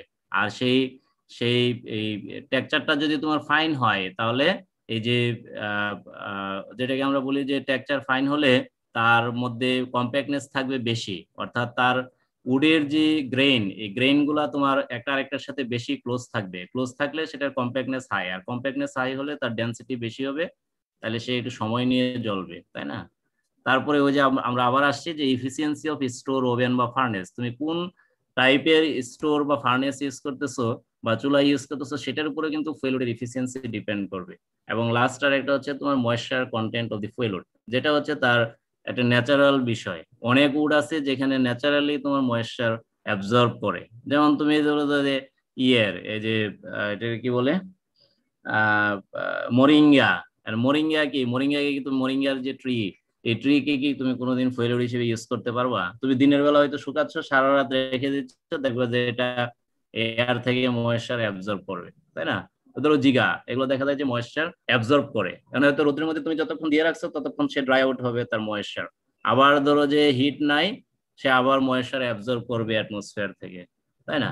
তাহলে এই যে ময়েশ্চার কন্টেন্ট, সেটার উপরে এইগুলাকে তুমি যতই শুকাও এগুলা কিন্তু কখনো ড্রাই হবে না এই স্পিসিস গুলা। অতএব এটার উপরেও কিন্তু ফুয়েল উডের এরকম অনেক স্পিসিস আছে, এগুলোর উপরে ফুয়েল উডের এফিসিয়েন্সি তোমার ডিপেন্ড করে। ওকে, এখন লাস্ট যেটা সেটা হচ্ছে যে আমরা আমাদের অ্যাগ্রোফরেস্ট্রি সিস্টেমে তাহলে কোন স্পিসিস গুলো আমরা ফুয়েল উড হিসেবে ইউজ করব, তাই না? তার একটা লিস্ট এখানে আমরা দেওয়ার চেষ্টা করছি। আমরা এতক্ষণ ইন্ট্রোডাক্টরি কথাবার্তা বললাম, এখন আমরা যদি আমাদের এই অ্যাগ্রোফরেস্ট্রি সিস্টেম, সেটা ক্রপল্যান্ড হতে পারে, সেটা হোমস্টেড হতে পারে, বা আদার্স যে সমস্ত অ্যাগ্রোফরেস্ট্রি সিস্টেম আছে, সেই জায়গাতে যদি আমরা এই ফুয়েল উড যদি আমরা প্রডিউস করতে চাই কমার্শিয়ালি, বা আমাদের এই স্মল স্কেলে বা লার্জ স্কেলে যেভাবে হোক না কেন, সেখানে আমাদেরকে অবশ্যই যে স্পিসিস গুলার তোমার কম্বাশনেবিলিটি হাই, বা যেগুলোর হিটিং পাওয়ার বা ক্যালোরিফিক ভ্যালু হাই, সেই স্পিসিস গুলাই কিন্তু আমাদেরকে সেখানে চুজ করতে হবে, তাই না? যেমন সেখানে কমন স্পিসিস যেগুলো আমরা অ্যাগ্রোফরেস্ট্রি সিস্টেমে ইনকর্পোরেট করি, তার মধ্যে যে তেঁতুল, ঝাউ, কৃষ্ণচূড়া, ইউক্যালিপটাস আছে, কদম, কাঠবাদাম, করঞ্জা, পিটালি, রাজকরই, ইপিলিপিল ইত্যাদি, তাই না? এনে প্রায় 15-20টার মতো একটা লিস্ট আছে। আমরা কিন্তু জাস্ট এই স্পিসিস গুলাই আসলে একটু ডিটেইলস স্টাডি করি। যে তেঁতুল, এটার সায়েন্টিফিক নেম তোমরা পড়বা, ফ্যামিলি নেম পড়বা, তারপরে তার যে সিলভান ফিচার সেই বিষয়গুলো তোমাদেরকে পড়তে হবে। যেহেতু তোমরা কি বলে এটাকে, এই টিম্বার এবং ফডার, এই দুইটার সিলভান ফিচার তোমরা পড়ছো বা তোমাদেরকে পড়ানো হয়েছে, সেই জন্য আমি ওইদিকে না গিয়ে জাস্ট বা সিলভান ফিচারের যে বিষয়গুলো আছে সেই বিষয়গুলো হয়তো তোমরা এখন ওয়েল নন, তাই না? তাহলে সেই বিষয়গুলো যেহেতু তোমরা ওয়েল নন, তাহলে আমি আর সেগুলা ডিসকাস না করি। ওকে,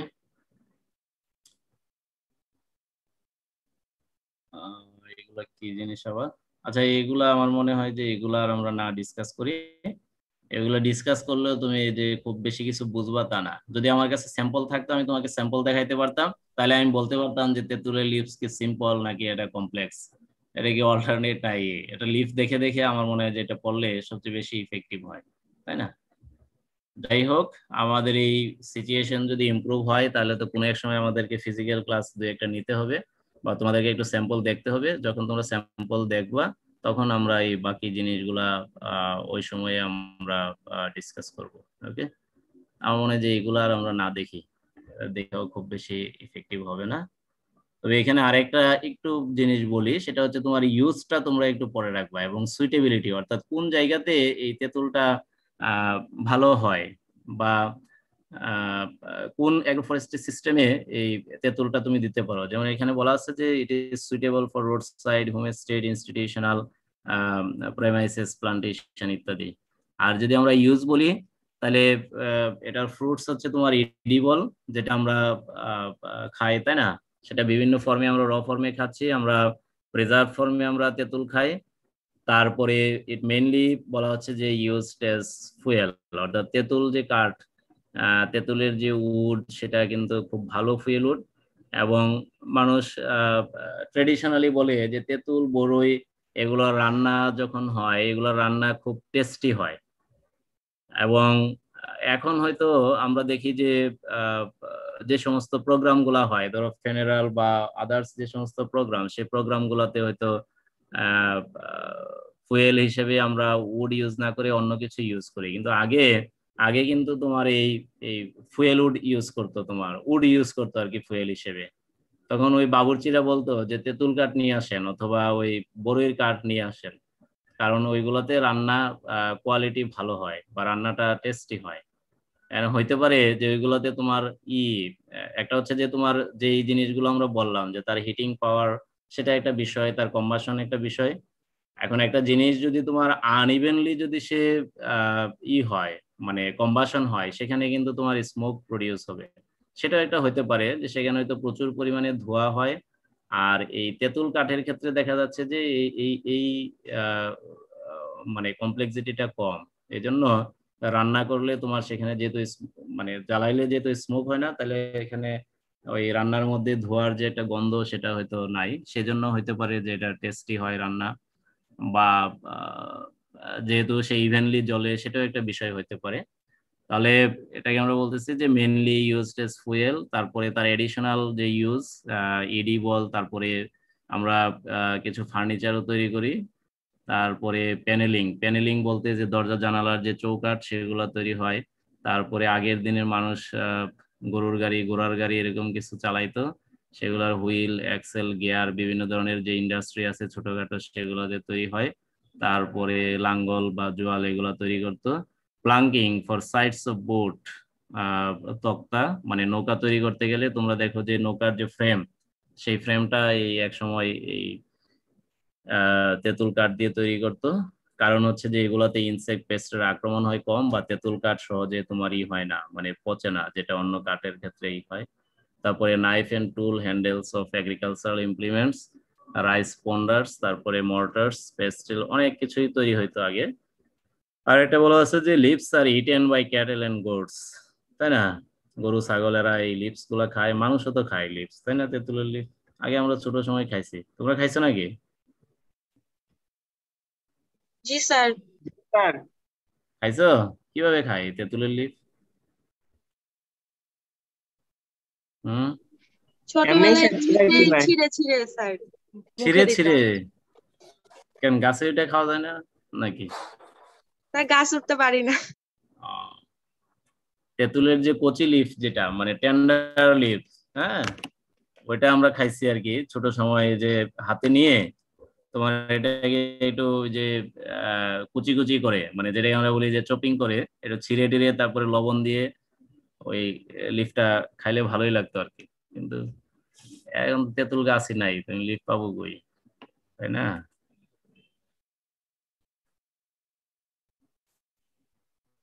আমি স্ক্রিন শেয়ারটা অফ করি।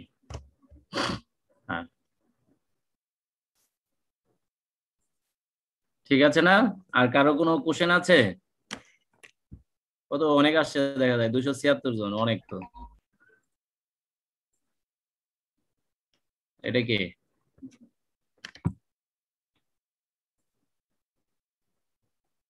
অ্যাটেন্ডেন্স স্যার কি আবার? হ্যাঁ স্যার একটা কোশ্চেন ছিল। জি বলেন। স্যার চারকোল প্রোডাকশনে পাইরোলাইসিস প্রক্রিয়া যে বললেন, ওখানে তো এলিভেটেড টেম্পারেচারটা বুঝিনি। এলিভেটেড মানে হাই টেম্পারেচার আর কি। স্যার অ্যাবসেন্স অফ অক্সিজেন এটা হয় যদি sir in absence of oxygen, এখানে এয়ার টাইট কন্ডিশন মেনটেন করা হয়, অর্থাৎ এমন ভাবে স্টেকটা করা হয়, এটাতে একটা স্টেক করা হয় আর কি, বুঝছো? স্টেক বুঝো তো? হ্যাঁ, না স্যার বুঝিনি। স্টেক স্টেক খড়ের দেখছো? এই যে খড়ের এটারে কি বলে, গোলা। জি স্যার দেখেছি। খড় কিভাবে রাখে দেখছো না? জি স্যার। কাঠকে এভাবে গাছ কেটে এগুলাকে কিন্তু আমি যখন কোল তৈরি করতে যাব, চারকোল, তখন এগুলাকে কিন্তু চপিং করতে হয়, মানে এগুলোকে ছোট ছোট টুকরা করতে হয়, যেটাকে বলা হয় উড চিপস। আপনারা চিপস খান না? চিপস, উড চিপস, এই যে চিপস যে খান, এরকম ছোট ছোট টুকরা করতে হয় কাঠকে। এই টুকরা করে এইগুলাকে একটা জায়গায়, যে খড় যেমন গোলা করে আমরা রাখি এক জায়গায় জমা করে, ওই উড গুলাকে এরকম একটা জায়গায় এই যে স্তূপ করে রাখা হয়, এবং রেখে সেটা তোমার এই যে সেই জায়গায় সয়েলটাকে একটু ডিগিং করা হয়, পরে সেখানে এই উড গুলা দিয়ে এমন ভাবে স্টেকটা করা হয় যাতে সেখানে ওই এয়ারটাইট একটা কন্ডিশন তৈরি হয়, মানে অক্সিজেনটা সেখানে মেনটেন করা হয়। কারণ অক্সিজেন দিলে তো এটা জ্বলে যাবে, সব কম্বাশন হয়ে যাবে। আর আমার উদ্দেশ্য তো এটাকে আহ, আহ, করা না, মানে তার যে এনার্জি যেটা আছে সেই এনার্জিটা তো আমি করব না সেখানে, এই যে এই কম্বাশন করে ফেলবো না, আমাকে তো এনার্জিটা ধরে রাখতে হবে, নাহলে সে আবার জ্বলবে কিভাবে, তাই না? আমি জাস্ট এটার ফিজিক্যাল এবং কেমিক্যাল যে মর্ফ আছে সেটাকে আমি চেঞ্জ করব, তাই না? ফিজিক্যালি যে কালার আছে সেই কালারটাকে আমি চেঞ্জ করতেছি প্রক্রিয়ার মাধ্যমে, আবার তার যে কেমিক্যাল কনস্টিটিউয়েন্ট আছে সেই সেই কেমিক্যাল কম্পোজিশনটা সেখানে চেঞ্জ হয়ে যাচ্ছে। আমি বলছিলাম যে সেখানে কার্বন আছে, সেখানে আপনার এই যে হাইড্রোকার্বন আছে, তারপরে হচ্ছে সেখানে তোমার এই যে বিভিন্ন ধরনের ভোলাটাইল সাবস্টেন্স, যেমন রেজিন, টার, তারপরে আরো কি কি বলছিলাম জানো, তাই না? মনে নাই তো। এই যে বিষয়গুলা, এখন এর মধ্যে যেগুলা তোমার সলিড, একটা জিনিস যখন তুমি যে বার্ন করবা, সলিড জিনিসগুলা কিন্তু নিচে পড়ে থাকবে, আর যেগুলো ভোলাটাইল সেগুলো দেখা যাচ্ছে যে আগুন দেওয়ার সাথে সাথে সেগুলো তোমার রিলিজ হয়ে যাবে, তাই না? তাহলে সেই ভোলাটাইল সাবস্টেন্স গুলো সেখান থেকে তোমার ভোলাটাইল হয়ে যাবে, আর যেই বিষয়গুলো হচ্ছে সলিড সেই বিষয়গুলো সেখানে রেসিডিউ হিসেবে থেকে যাবে। এখন সেখানে সলিড হচ্ছে তোমার কার্বন, কার্বন দেখা যাচ্ছে যে সেটা যখন তোমার লাইভ ট্রি ছিল বা উড ফর্মে যখন থাকে তখন সেটা ব্রাউন বা রেড কালার, আবার সেটাকে যখন আমরা পোড়াচ্ছি তখন সেখানে তোমার এই যে কার্বনের যে কালার, ব্ল্যাক কালার, সেই কালার তখন সেখানে তোমার হয়, মানে ফর্ম হয়। তাহলে এই যে উডটাকে যখন আমি এই পাইরোলাইসিসের মধ্যে দিয়ে নিয়ে আসলাম, তখন সেখানে থাকতেছে আমার শুধুমাত্র কার্বন, আরেকটা জিনিস সেখানে থাকে যেটাকে আমরা বলছিলাম যে চার। ওকে, এই চারটা আসলে কিছুই না, এটা অনেকটা ওই যে আপনারা কি যেন চোখের মধ্যে দেয় কাজলের মতো একটা কিছু আছে না, ইউজ করেন যেন, ওই রকম আর কি, বুঝতে পারছো? জি স্যার। হ্যাঁ হ্যাঁ, ওইটা ওইরকম একটা জিনিস, যে এটার এই দুইটা জিনিস ওখানে থাকে, একটা হচ্ছে তোমার এরকম এই এই পাউডার জাতীয়, আর একটা হচ্ছে তোমার সলিড। সলিড যেটা সেটা হচ্ছে তোমার চারকোল, আর পাউডার জাতীয় যেটা সেটা হচ্ছে চার। এই পাউডারটা ওখান থেকে কালেক্ট করে সেটাকে আবার আমরা নিয়ে যাচ্ছি এগ্রিকালচারাল ফিল্ডে, যেটা অর্গানিক ম্যাটারের পরিবর্তে ইউজ হচ্ছে। ওকে, এখন আচ্ছা, এটার আমি একটা ছবি দেখাই তোমাদের, তাহলে হয়তো আর একটু ক্লিয়ার হইতে পারে কিনা।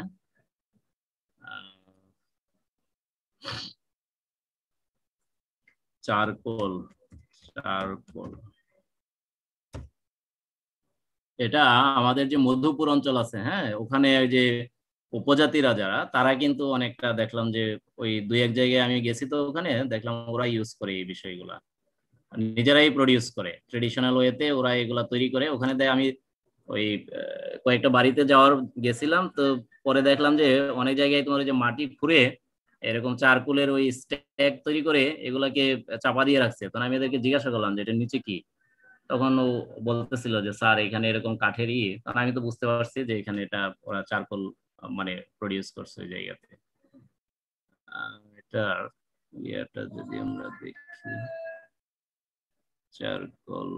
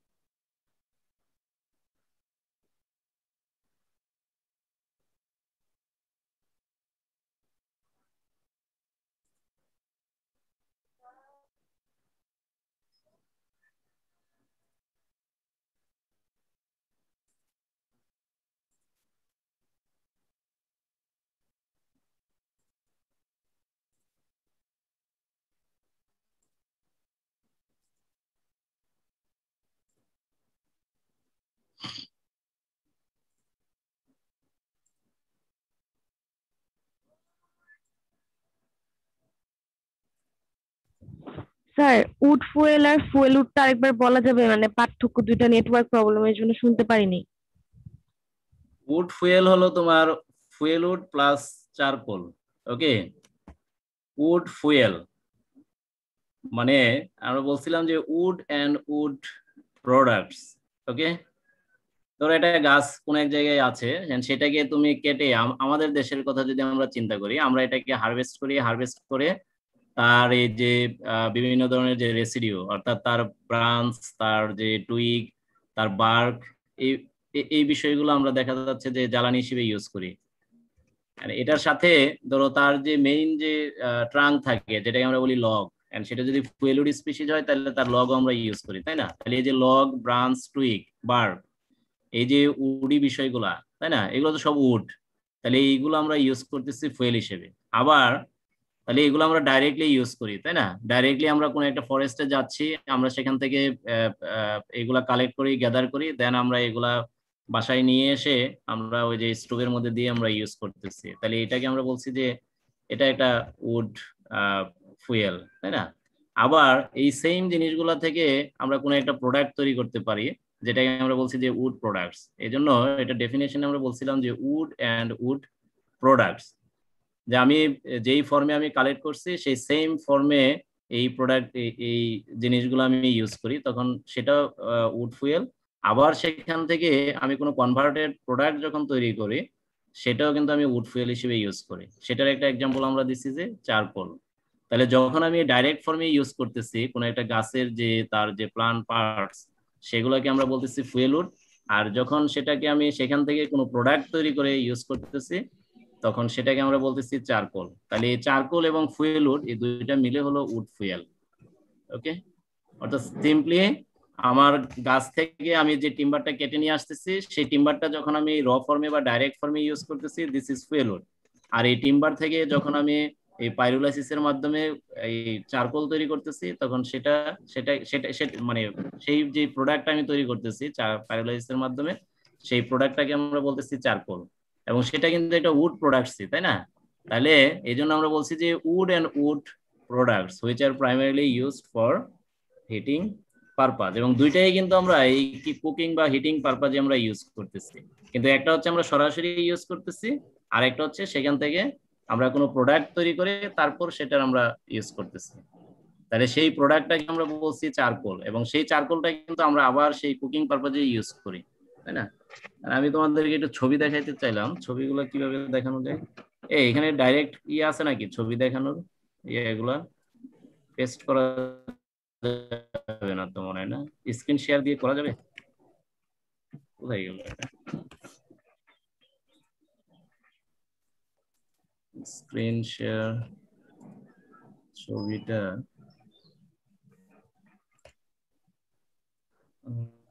তাহলে কিভাবে দেখানো যায় এটা?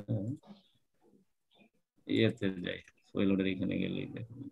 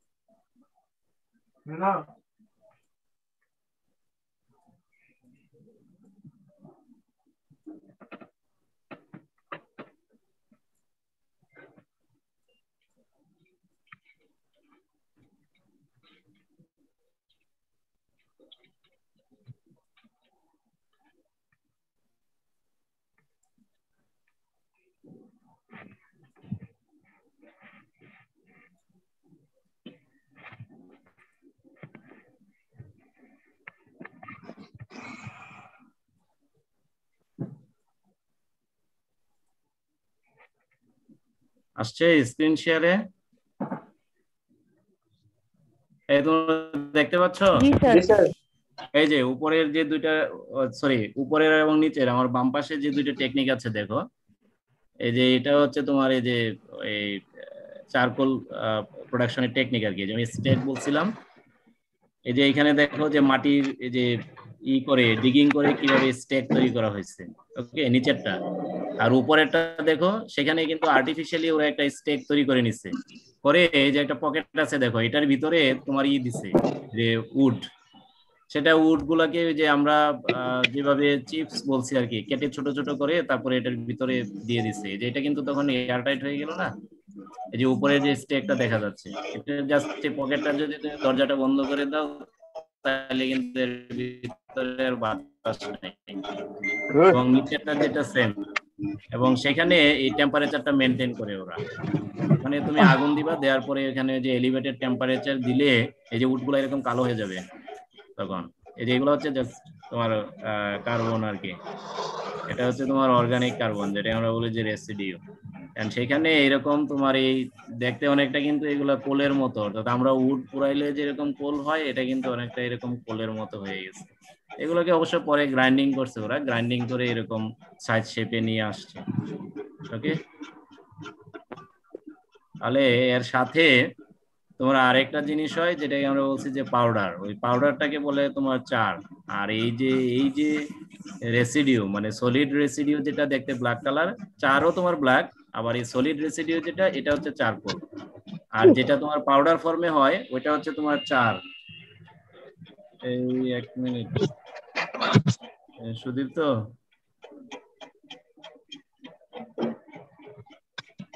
দিয়ে যাও, তাহলে তোমার কাছে রাখো, তোমার কাছে রাখা দাও। কেন তোমার কাছে থাক লগ? আচ্ছা ঠিক আছে।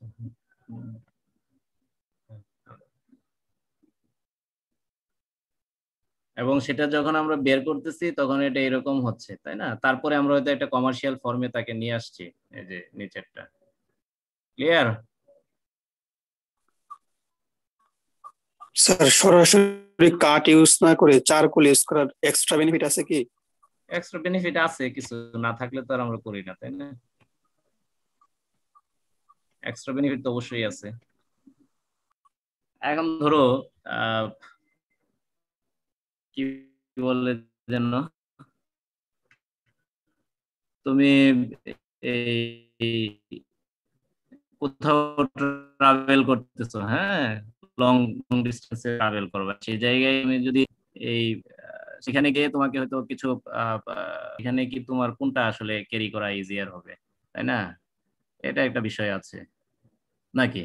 ধরো তোমার যদি চারকোল হয় আর তুমি 5 কেজি ফুয়েল উড আর 5 কেজি চারকোল, কোনটা তোমার ইউজ মানে ট্রাভেলিং এর সময় কোনটা তোমার ক্যারি করা ইজিয়ার হবে? এটা একটা বিষয়। আরেকটা হচ্ছে যদি আমরা ওই যে ধোঁয়ার বিষয় দেখি, সেটাও কিন্তু একটা, তাই না? কারণ ধোঁয়াগুলো মেনলি হয় তোমার ওই যে ভোলাটাইল কম্পাউন্ড থেকে, এন্ড সেটাতে যদি তোমার এই ভোলাটাইল কম্পাউন্ডটা না থাকে তাহলে সেখানে স্মোকের পরিমাণ কম হবে। এটা আরেকটা বিষয়, তাই না? তাহলে এই যে জিনিসগুলা, এটা কিন্তু খুব ইম্পর্টেন্ট বিষয়। আর আমরা হয়তো দেখতেছি যে আমাদের এই কমিউনিকেশন সিস্টেম খুব ইজিয়ার, কিন্তু যে জায়গাতে তোমার এই রিমোট যেখানে এরিয়া, যে যেই কান্ট্রি গুলা খুব ইজিয়ার না তো কমিউনিকেট করে এক জায়গা থেকে আরেক জায়গায়, তাহলে সেই জায়গাগুলোতে কিন্তু তোমার এই চারকোলটা হচ্ছে বেস্ট। ওকে, এটার আর কিছু ছবি ছিল, স্যার ছবিগুলা বায়োচারটা কি এটাই, যেটা আলাদা বায়োচার না, বায়োচার চারকোলটা হচ্ছে মাটিতে যেটা দেয়? বায়োচার হচ্ছে তোমার তুমি যে বায়োলজিক্যাল কোনো প্রোডাক্টকে যখন পোড়াচ্ছ, তাই না, সেটা তো তোমার উড ছাড়া অন্য কিছু থেকে হইতে পারে বায়োচার, তাই না? ধরো তুমি পাটকাঠি থেকে তুমি তৈরি করতে পারো। ওকে, এখন জি যেটা স্যার। তোমার ওই যে চার হিসেবে প্রডিউস হচ্ছে, হ্যাঁ, চার যেটা যে চারকোল তৈরি করার সময় যেই রেসিডিউ যেটা হচ্ছে চার, এই চারটাই হচ্ছে আসলে বায়োচার আর কি। কারণ ওইটা তো একটা আহ, মানে অর্গানিক প্রোডাক্ট থেকেই তো হচ্ছে, উড মানে তো অর্গানিক প্রোডাক্ট, সেখান থেকে তোমার এই চারটা প্রডিউস হচ্ছে। এটাকে আসলে চার বা বায়োচার বলে, কিন্তু বায়োচার এক্স্যাক্টলি বলতে গেলে শুধুমাত্র যে উড থেকে হবে তা না, এটা তো অন্য প্রোডাক্ট থেকে হইতে পারে, তাই না? এই যে আমরা এই যে একটা জি স্যার। স্পেশাল চুলার কথা বলছিলাম, তোমাদেরকে দেখাই কিভাবে এটা। স্ক্রিন শেয়ার কিভাবে দেওয়া যায় আরেকটা, তো কিভাবে দিতে পারি স্ক্রিন শেয়ার? আচ্ছা দেখি তো আমার ইয়ারটা স্ক্রিনে শেয়ারে আসে কিনা। গুগল গুগল ক্রোম, এটা কি শেয়ার হয়েছে? জি স্যার, হয়েছে স্যার। হয়েছে না? তাই তো, গুড। এই যে দেখো, এই যে ড্রামের কথা বলছিলাম না, যে ওই যে টসোবো কি যেন তোসো তো স্টোভ। এটা এটা অনেকটা এই যে এইরকম, আমি যে কার্সর রাখছি দেখো, এই যে অনেকটা এরকম আর কি। এগুলো আফ্রিকান তো, ওই জিম্বাবুয়ের একজন সায়েন্টিস্ট সে এটা আসলে ডেভেলপ করছে আর কি। তারপরে এই যে দেখো চারকোল কিভাবে তোমার হচ্ছে যে প্যাকিং হচ্ছে এখানে, এই যে এখানে আরেকটা স্টেক আছে দেখো, এখানে একটা স্টেক, এই যে এটাকে সে যখন ফাইনাল ফর্মে নিয়ে আসছে, ধরো এটা হয়তো কোনো একটা বারবিকিউ বা এরকম কিছু একটা করতেছে আর কি এই জায়গাতে।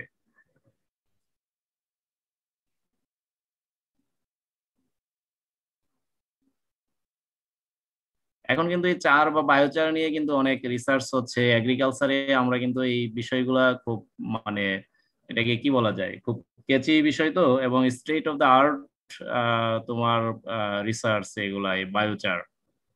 কারণ আমাদের অর্গানিক ম্যাটারের সোর্স তো আসলে নাই, আছে কারণ আমরা তো কাউডাং নাই আমাদের, আমাদের পোল্ট্রি মেনিউর বলো, ফার্মইয়ার্ড মেনিউর বলো, কম্পোস্ট বলো, এই বিষয়গুলো কিন্তু আসলে ওইভাবে নাই আমাদের। কারণ এখন এগ্রিকালচার হচ্ছে তোমার মেকানাইজড, এই মেকানাইজেশনের জন্য আমাদের এই গরু নাই, তাই না? তাহলে কাউডাং কোথা থেকে আসবে? আমাদের ঘরবাড়ি গুলাতে আগে ধরো আমাদের এই এই মা বা চাচিরা যেরকম হাঁস মুরগি লালন পালন করতো, এখন সেই প্র্যাকটিস গুলো নাই কিন্তু আসলে, তাই না? এন্ড গ্রামে যাও তুমি, সেখানেও দেখবে যে মানুষজন এলপিজি ইউজ করতেছে, সেখানে মানুষজন ডিম কিনে খাচ্ছে, তাই না? দুধ কিনে খাচ্ছে। এর আগে কি হইতো, আগে মানুষজন কিন্তু এই দুধ আমরা আমরা আমাদের বাড়িতে দেখছি, আমরা দুধ কিনে নাই, আমরা প্রচুর হাঁস মুরগি ছিল, আমরা মানে ঘরে থেকে ডিম খাইছি, তাই না? তাহলে এখন কিন্তু সব হচ্ছে তোমার এই যে পারচেস করতে হচ্ছে। তাহলে তোমার যদি হাঁস মুরগি না থাকে, গরু বাছুর না থাকে, তাহলে তোমার এই কাউডাং কোথা থেকে আসবে, ফার্মিয়ার্ড মেনিউর আসবে কোথা থেকে, তাই না? তাহলে এই যে আমাদের যে অর্গানিক ম্যাটারের সোর্স গুলা, তাই না, সেই সোর্স গুলা কিন্তু আসলে আমাদের ডে বাই ডে কিন্তু তোমার ডিক্রিজ হচ্ছে। কিন্তু আমাদের এই সয়েলের দিকে আমরা যদি দেখি, আমরা সয়েলকে রিপ্লেনিশ করতেছি ইনঅর্গানিক ম্যাটেরিয়ালস দিয়ে, যেটা হয়তো আমাদের জন্য সাস্টেনেবল না, বা আমাদের সয়েল কিন্তু কনজার্ভ হচ্ছে না, তাই না? হয়তো আমি ক্রপ প্রোডাকশন করতেছি, আমি ফার্টিলাইজার দিচ্ছি, আমার ক্রপ ক্রপ প্রোডাকশন করতেছি, এবং আফটার হারভেস্টিং সেখানে দেখবা যে আর ফিউচারের জন্য কিছু নাই ওই সয়েলের মধ্যে। আমি আবার এখানে রাইস করতেছি বা অন্য ক্রপ করতেছি, আবার আমি ওই ফার্টিলাইজার দিচ্ছি ওই জায়গাতে, তাতে করে আমার সয়েলের যে রিজার্ভার যেটা, সেটা কিন্তু ডে বাই ডে তোমার এক্সস্ট হয়ে যাচ্ছে, তাই না? তাহলে আমাদের এই অর্গানিক ম্যাটার যদি আমরা জমিতে না দেই, তাহলে আমাদের সয়েল এক সময় গিয়ে আমাদের কিন্তু সেই প্রোডাকশন যে ক্যাপাবিলিটি বা যেটা আমরা বলি যে সাস্টেনেবল প্রোডাকশন, সেই বিষয়টা কিন্তু আর থাকবে না। সেই চিন্তা থেকেই কিন্তু আসলে এই যে বায়োচার বা চার যে বিষয়গুলা, যে অর্গানিক ম্যাটারের পরিবর্তে আমরা এরকম কিছু করতে পারি কিনা, তাই না? সেই বিষয়গুলো কিন্তু আসছে, এবং এগুলো নিয়ে উন্নত বিশ্বে তো অনেক আগেই এগুলো নিয়ে রিসার্চ হচ্ছে, আমাদের দেশে ইদানিং এখন কয়েকজন হয়তো এগুলো নিয়ে রিসার্চ করতেছে। ওকে, যে আমরা চার আসলে বা বায়োচার আমরা কিভাবে শুধুমাত্র যে উড থেকে আমরা প্রডিউস করব তা না, যে কোনো ধরনের প্লান্ট মেটেরিয়াল থেকেই আমরা বায়োচার হয়তো প্রডিউস করতে পারি। ওকে,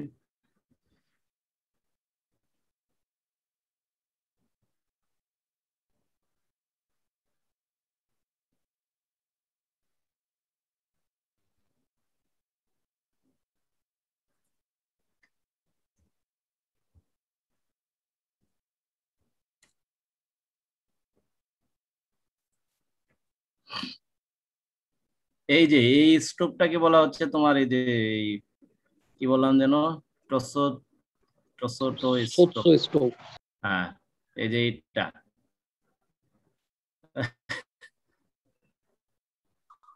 এইটাকে বলা হয় টসোটো স্টোভ। এটা স্টেইনলেস স্টিল দিয়ে তৈরি, বুঝছো? এটা স্টিলের, কিন্তু এটার ফ্রেমটা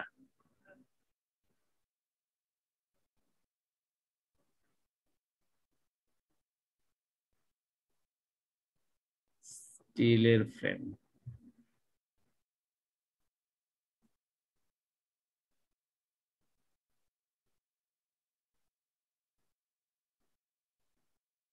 ওকে, আমার মনে হয় যে ঠিকই আছে, তাই না? দেখছো তো?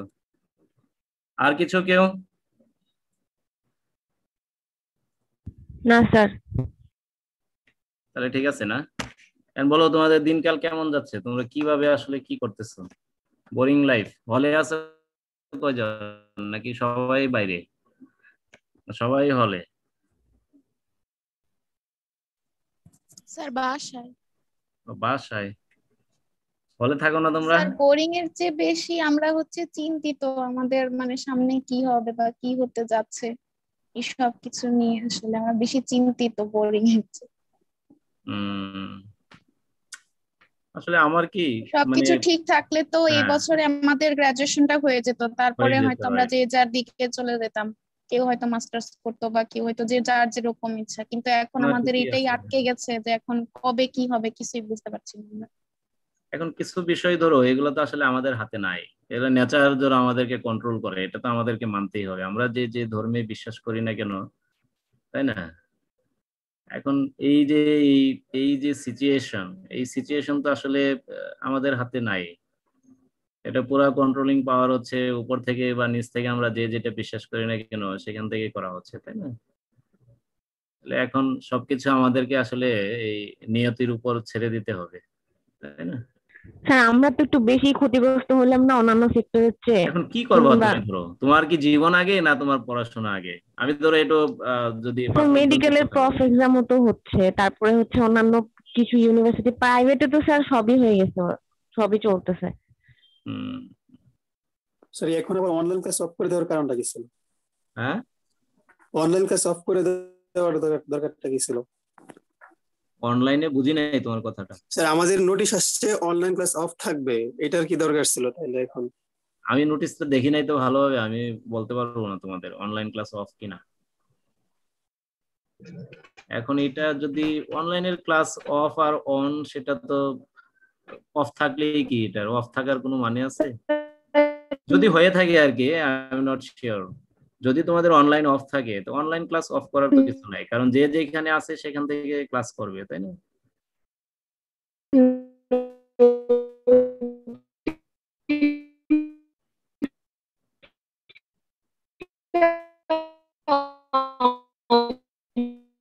অনলাইন ক্লাসে বলে না না না, আপনার কথা বুঝতে পারতেছি না আমরা, আপনি কথা আসতেছে না। যাই হোক, আসলে এখন আমরা কি করতে পারি বলো? এখন এই বিষয়গুলো আমরা সবাই যেটা করতে পারি সেটা হচ্ছে যে আমরা সবাই আসলে দোয়া করি যে তাড়াতাড়ি যাতে আমাদেরকে। স্যার আমাদেরকে নিয়ে আপনাদের প্ল্যানিংটা কি স্যার, এটাও জানি না স্যার আমরা। স্যার অ্যাটলিস্ট 24 তারিখ যদি আমাদের ক্যাম্পাস নাও খুলে, তো স্যার আপনাদের প্ল্যানটা কি আমাদের নিয়ে, সেটাও তো আমরা জানি না। সেটা আসলে শোনো, এখন আমি তো হলাম তোমাদের জাস্ট একজন টিচার, ক্লাস নেওয়ার, সেখানে প্ল্যানিং এর দায়িত্ব কিন্তু ভাই আমার না। সেটা প্ল্যানিং এর জন্য সেখানে ডিন স্যার আছেন, সেখানে ভাইস চ্যান্সেলর আছেন, ওনারা হচ্ছে প্ল্যান করে, তাই না? কোনো একটা একাডেমিক্স এর প্ল্যানিং কিভাবে হবে সেটা সম্পূর্ণ হচ্ছে ডিন, আর ডিন যাদের নিয়ে তোমার প্ল্যান করে তারা হচ্ছে head of the department. Okay, and head of the ডিপার্টমেন্টের একটা কম্পোনেন্ট হলাম আমরা। যে একটা ডিপার্টমেন্টে 10 জন বা 20 জন টিচার আছে, সেখানে একজন মানে প্রশাসনিক যে বিষয়গুলা বা একাডেমিক যে নেতৃত্ব সেটা হচ্ছে হেডের কাছে, ডিপার্টমেন্টের। আর সেই হেডের যে বডি, সেই বডির একজন মেম্বার হলাম আমরা আর কি। ওকে, এখন হেড যদি কোনো জিনিস উপস্থাপন করে সেটা আমরা জানি, আর হেডকে ডিরেকশন দেয় হলো ডিন। ওকে, সেখানে ডিন কাউন্সিল যে ডিসিশন নিবে সেটা হেডের মাধ্যমে ডিপার্টমেন্টে এক্সিকিউট হয়। সেখানে প্ল্যান কিন্তু নিচের দিক থেকে আসছে না, প্ল্যান সবসময় হয় উপরের লেভেলে, তোমরা হয়তো জানো। অতএব আমি নিজেও জানি না আসলে তোমাদের নিয়ে মানে প্রশাসনিক কি ডিসিশন, আমি এটা বলতে পারবো না, কারণ আমি তো স্যার অ্যাটলিস্ট স্যার 24 তারিখ যদি না খোলা হয়, তো মানে আমরা যদি ধরেও নেই যে এই বছর যদি আর নাই খুলে স্যার, তাহলে আমাদের পুরো 2টা বছর স্যার নষ্ট হয়ে গেল 2টা স্যার। বছর নষ্ট হয়ে যাবে স্যার এটা তো আমাদের জন্য অনেক বড় একটা লস, না, যেটা অবশ্যই অন্যান্য এটা তো। ভার্সিটির হয় নাই, কিন্তু স্যার সেটা কিন্তু আমরা ফেস করতেছি। স্যার আমরা তো সব ধরনের কম্পিটিশন থেকে পিছিয়ে যাব স্যার। আচ্ছা, তোমার কি, আমি জানি না অন্য যে সমস্ত পাবলিক ইউনিভার্সিটি আছে আমাদের দেশে, সেইখানে কি তোমার কোনো জায়গায় কি কোনো লেভেলের বা কোনো ইয়ারে কি তোমাদের সাথে যারা তাদের কি পরীক্ষা হচ্ছে?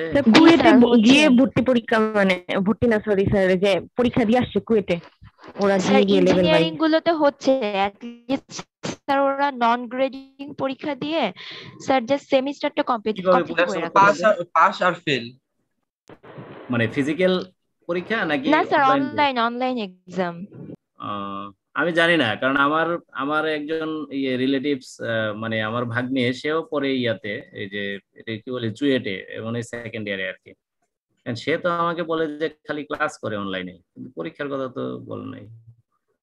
আমি জানি না, মেবি মানে স্যার ওদের অ্যাটলিস্ট এটুকু বলা আছে যে যদি 24 তারিখ না খোলে তাহলে হয়তো বা ওদের সেমিস্টার ফাইনাল টাইনাল সবকিছু অনলাইনে নিয়ে ফেলবে, এরকম মানে ওদের একটা মানে সেটা তো ভার্সিটি থেকে আমাদেরও ইয়ে নির্দেশনা আছে দেওয়া হয়তো, আছে।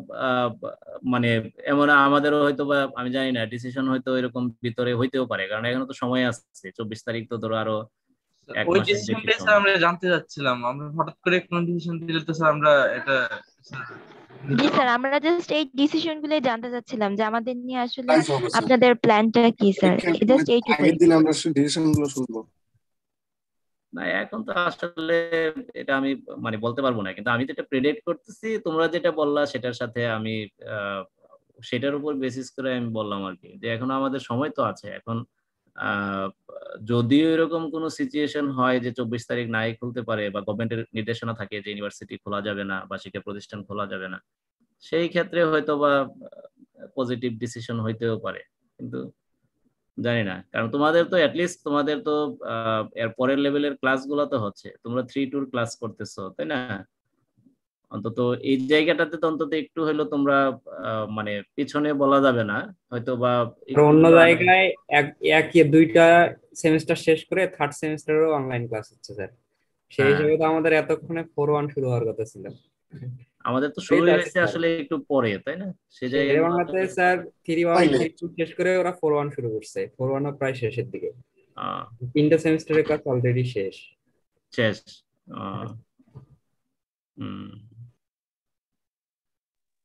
আমরা সবসময় লেট, সবসময় লেট সেটা বললো না, কারণ হয়তো বা আমাদের ওই জায়গাগুলোতে হয়তো আমরা শুরু করতে হয়তো একটু দেরি হয়েছে আমাদের। সেটা হইতে পারে, কিন্তু খুব বেশি স্যার যে আমাদের ক্যাম্পাস তো অনেক বড়, এখন আমরা লেভেল অনুযায়ী গিয়ে পরীক্ষা দিয়ে আসলে তো পারি দূরত্ব মেনটেন করে, কারণ সব পরীক্ষাই তো হচ্ছে। বিসিএস এ প্রিলি পরীক্ষা হলো, তা আমরা তো দূরত্ব মেনটেন করে ইজিলি পরীক্ষা দিতে পারি স্যার, অফলাইনে ক্যাম্পাসে এখন গিয়ে। সেটা প্ল্যানাররা কি চিন্তা ভাবনা করতেছেন সেটা তো আসলে আমরা এতটাই না। তবে আমার যেটা মনে হয় যে গভর্নমেন্টের যেহেতু সেখানে একটা প্রজ্ঞাপন আছে, সেটাকে হয়তো বা প্রায়োরিটি দিচ্ছে আর কি। এখন ভার্সিটি তো বলে দিছে ভার্সিটি নিজের ডিসিশন নিজে নিতে পারবে। না ঠিক আছে, নিজের ডিসিশন নিজে নিতে পারে, কিন্তু কিছু বিষয় তো থাকে যেগুলো হচ্ছে তোমার রাষ্ট্রীয় বিষয়, and সেটার বাইরে তো আসলে আমরা কি, সেখানে সব শিক্ষা প্রতিষ্ঠান যা আছে বাংলাদেশের সব শিক্ষা প্রতিষ্ঠান আসলে বন্ধ করে দিচ্ছে, সেখানে তো বিএইউ তো তার বাইরে না। এখন ভার্সিটি তার নিজের আল্লাহ ডিসিশন স্যার, নিতে, এটা ভার্সিটি হলো কিভাবে স্যার? ভার্সিটি তার নিজের ডিসিশন নিজে নিতে পারে, কিন্তু আহ, সেটা অটোনোমাস বডি অবশ্যই। এখন সেটা কি আমরা বিএইউ কি এক্সেপশনাল যে আমরা একেবারে গভর্নমেন্টের নির্দেশনার বাইরে গিয়ে আমরা ইউনিভার্সিটি? এত কিছু হচ্ছে স্যার ভার্সিটিতে, কয়েকদিন আগে মানেই তো এটা স্যার। কেবি স্কুলের টুর্নামেন্ট হয়েছে স্যার, অনেক অনেক মানুষ, আমরাই শুধু যেতে পারি না।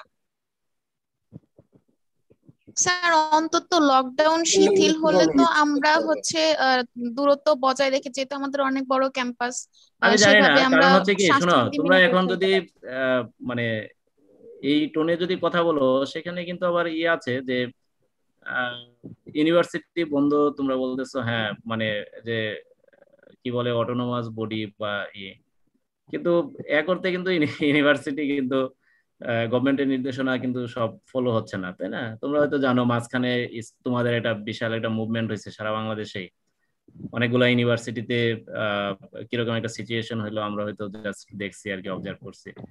আর সেরকম সিচুয়েশন এখন আমাদের হলগুলো যদি বন্ধ থাকতো আমাদের এখানে হয়তো বা হওয়ার একটা ই ছিল, কিন্তু আমরা তো বলতে পারি না যে অফিসিয়ালি আমাদের এই হলগুলো বন্ধ বা গভর্নমেন্টের নির্দেশনা আমরা বাস্তবায়ন করি। সেটা কি হচ্ছে? এখনো তো হল খোলা, হলে অনেক স্টুডেন্ট আছে, মেয়েদের হল খোলা, সবই তো খোলা, তাই না? যে যার মতো থাকতেছে হলে, আছে না এরকম? তোমাদের মধ্যে হয়তো অনেকে এখন হল থেকেই ক্লাস করতেছে, আমি জানি না, কারণ অনেক স্টুডেন্ট তো আছে হলে, তো আমরা অনেক স্টুডেন্টকে দেখি, ক্যাম্পাসে দেখি স্টুডেন্টদেরকে। অতএব গ্যাপ হয়তো সব জায়গায় আমাদের আছে। যাই হোক, এনিওয়ে এটা তো আসলে একটা আনওয়ান্টেড একটা বিষয়। এখন এটা এরকম প্রস্তুতি তো আসলে কারো ছিল না। কেউ কি জানতো যে এরকম একটা সিচুয়েশন হবে বা সেটা আমরা কিভাবে ম্যানেজমেন্ট করব, তাই না? এটা একটা আহ, আমি বলবো যে এটা তো একটা প্যান্ডেমিক সিচুয়েশন, যেহেতু এটা ওয়ার্ল্ড ওয়াইড হচ্ছে এখন, সেখানে ধরো যে আমরা তো সবাই আমাদের লাইফ নিয়ে আসলে শঙ্কিত। আল্লাহ না করুক এখন। স্যার আসলে বেসিক্যালি স্যার আমাদের সমন্বয়হীনতার অভাব স্যার, আপনি নিজে একটু খেয়াল সেটা করে সেটা দেখেন। তো আমি নিজেই বললাম আমাদের তো, আমি তোমাদেরকে বললাম সমন্বয়হীনতার তো অভাব যে স্যার। কোন একটা পরিস্থিতিতে নোটিশ আসলে আমরা আপনি কি। জানেন না, আবার ডিপার্টমেন্ট হেড আরেক স্যার জানে না, আরেক স্যার জানে না, মানে না, একটা হইতেই নোটিশ যদি পারে স্যার সেখানে কমিউনিকেশন গ্যাপ, সেখানে হইতেই পারে। শোনো, এখন আমি হয়তো বা আহ, আহ, ইয়ে আছি, আহ, আমি বলবো না যে আমি 100% ধরো কিন্তু আমি অ্যাওয়্যার বা আমি আমার রেসপন্সিবিলিটিতে হয়তো আমি ক্যাম্পাসে অবস্থান করতেছি। আমি হয়তো চেষ্টা করি যে ডিপার্টমেন্টে সপ্তাহে 5 দিনের জায়গায় 4 দিন হইলো যেতে, বা আমার রিসার্চ আছে আমি যাচ্ছি। আহ, আমাদের মধ্যে আবার অনেকেই আছে হয়তো উনি ডিপার্টমেন্টে আসতেছেন না, এখন না আসলে তো তাকে ই করা যাবে না, কারণ তারও তো ই আছে। সে বলতেছে যে করোনার সময় ইউনিভার্সিটি গভর্নমেন্টের সার্কুলে প্রজ্ঞাপন আছে, সেখানে আমি আহ, মানে ক্লাস পরীক্ষা যেহেতু নাই, তাহলে তাহলে তার এটাকেও কিন্তু আমার ই করতে হবে, অনার করতে হবে। তোমাদের মধ্যে অনেকে হলে আছো, অনেকে বাসায় আছো, তাই না? সবাই তো সমান না। এখন আমি আমার লাইফ নিয়ে হয়তো যতটুকু চিন্তা না করি, আরেকজন হয়তো আরেকটু বেশি চিন্তা করে তার লাইফ নিয়ে। কেউ হয়তো বলতেছে যে আমি বাড়ি বেরোলে আমার করোনা হবে, আমি বলতেছি যে না, আল্লাহ যেটা আছে কপালে, বাইরে তো যাইতেই হবে, আমাকে সার্ভাইভ করতেই হবে, তাই না? এখন আহ স্বনেহীনতা তো অবশ্যই। আবার এই বিষয়গুলো তো আমার দৃষ্টিতে আমারটা ঠিক আছে, আবার আরেকজনের দৃষ্টিতে তারটা ঠিক আছে না। আমি তো তাকে ইম্পোজ করতে পারবো না যে না আপনি আমার মতো করে আসছেন, তাই না? সেটা তুমি হয়তো আমার সাথে এগ্রি করবো এক পর্যায়ে গিয়ে, তাই না? তো হল খুলে দিলে দেখবা যে আমি যদি উইলিংলি তোমাদের উপর ছেড়ে দেই, মানে প্রশাসক হিসেবে, তাহলে কি 100% স্টুডেন্ট কেউ যদি বলে যে আমি পরীক্ষা দিব না এই করোনার মধ্যে, তখন কি করবো আমরা? হবে না এরকম? যদি হয় 5 জন স্টুডেন্ট বললো যে স্যার আমরা পরীক্ষা দিব না, গভর্নমেন্টের এই প্রজ্ঞাপন আছে, এই প্রজ্ঞাপনের বাইরে গিয়ে আমরা এই হলে আসবো না, আমরা পরীক্ষা দিব না, তখন তুমি কি করবা? আইন অনুযায়ী কিন্তু তারটাও ঠিক, তাই না? তোমাদের মধ্যে যে 5 জন বলবে না এরকম নিশ্চয়তা আছে? সবাই কি সমান? তুমি হয়তো সাহসী, আরেকজন কি ভীতু হইতে পারে না, বা ভীতু আছে না? বা তার বাবা মা হয়তো, তার ফ্যামিলি মেম্বাররা হয়তো চিন্তা করতেছে যে আমার ছেলে বা মেয়েকে আমি এখন এই করোনার মধ্যে, করোনা শেষ না হওয়া পর্যন্ত বাইরে যাইতে দিবই না, কি করবো? সবকিছু নিয়ে, সবকিছু কনসিডার করেই আসলে আমাদেরকে আগাইতে হবে। ওভাবে যদি স্যার আমরা স্যার চিন্তা করি যে আমরা সবাইকে নিয়ে, ইউনিভার্সিটির 6,850 জন স্টুডেন্ট আছে, সবাইকে নিয়ে চিন্তা করব, তাহলে স্যার আমাদের মনে হয় 4 বছরেও কেন, আরো 3 বছরে অন্য শেষ হবে। আপনি বলেন আমাকে স্যার, এটা কি আপনি বলেন যে 6,850 জন স্টুডেন্টকে নিয়েই আমি চিন্তা করব, একজন স্টুডেন্টকেও আমি কোনো ছাড় দিব না, তাহলে তো স্যার আমি আরো 3 বছরে অন্য শেষ করতে পারবো। না না, সেটা তুমি হয়তো এখন আমার সাথে বলতে পারো, কিন্তু শোনো, তুমি যখন কোনো একটা ফ্যামিলির, তুমি যখন বাবা মা হইবা, তোমাকে কিন্তু সব সন্তানকে নিয়েই চিন্তা ভাবনা করতে হবে, তাই না? তুমি তোমার সন্তানকে কাউকে বাদ দিয়ে কিন্তু চিন্তা করতে পারবো না। এখন হয়তো তোমার বয়স, আমিও হয়তো একসময় ছিলাম, আমারও এরকম বয়স ছিল, আমিও হয়তো এই কথাগুলো বলছি, কিন্তু এখন একটা পর্যায়ে এসে কিন্তু আমি আর এই কথা বলি না এখন, তাই না? বা তুমি একটা পর্যায়ে যখন যাবা, তখন কিন্তু তুমি এই কথা বলতে পারবে না। তুমি যদি গভর্নমেন্ট হও, তুমি কি এই কথা বলতে পারবা? কখনো পারবে না। তোমাকে কিন্তু ধনী গরিব সবাইকে নিয়েই দেশ চালাইতে হবে, সবাইকে নিয়েই তোমার চিন্তা ভাবনা করতে হবে, চেষ্টা করতে হবে, তাই না? স্যার ক্লাসের টাইম শেষ স্যার, হ্যাঁ শেষ হ্যাঁ, করে দিন এখন স্যার। আমরা যেটা পারি সেটা হচ্ছে যে খুব তাড়াতাড়ি যাতে আমরা করি, যে যেভাবে হোক কোনো একটা সাস্টেইনেবল কিছু একটা বের হয়ে আসুক। তো নিশ্চয়ই আমাদের যারা আছেন তারা ওইরকম কিছু একটা বের করে নিয়ে আসবেন, আমরা সেই করি আর কি। ঠিক আছে, তাহলে সবাই ভালো থাকো। আর তোমাদের আর ক্লাস আমি নিব না, হ্যাঁ, এটাই একটাই ক্লাস, তারপরে তোমাদের যে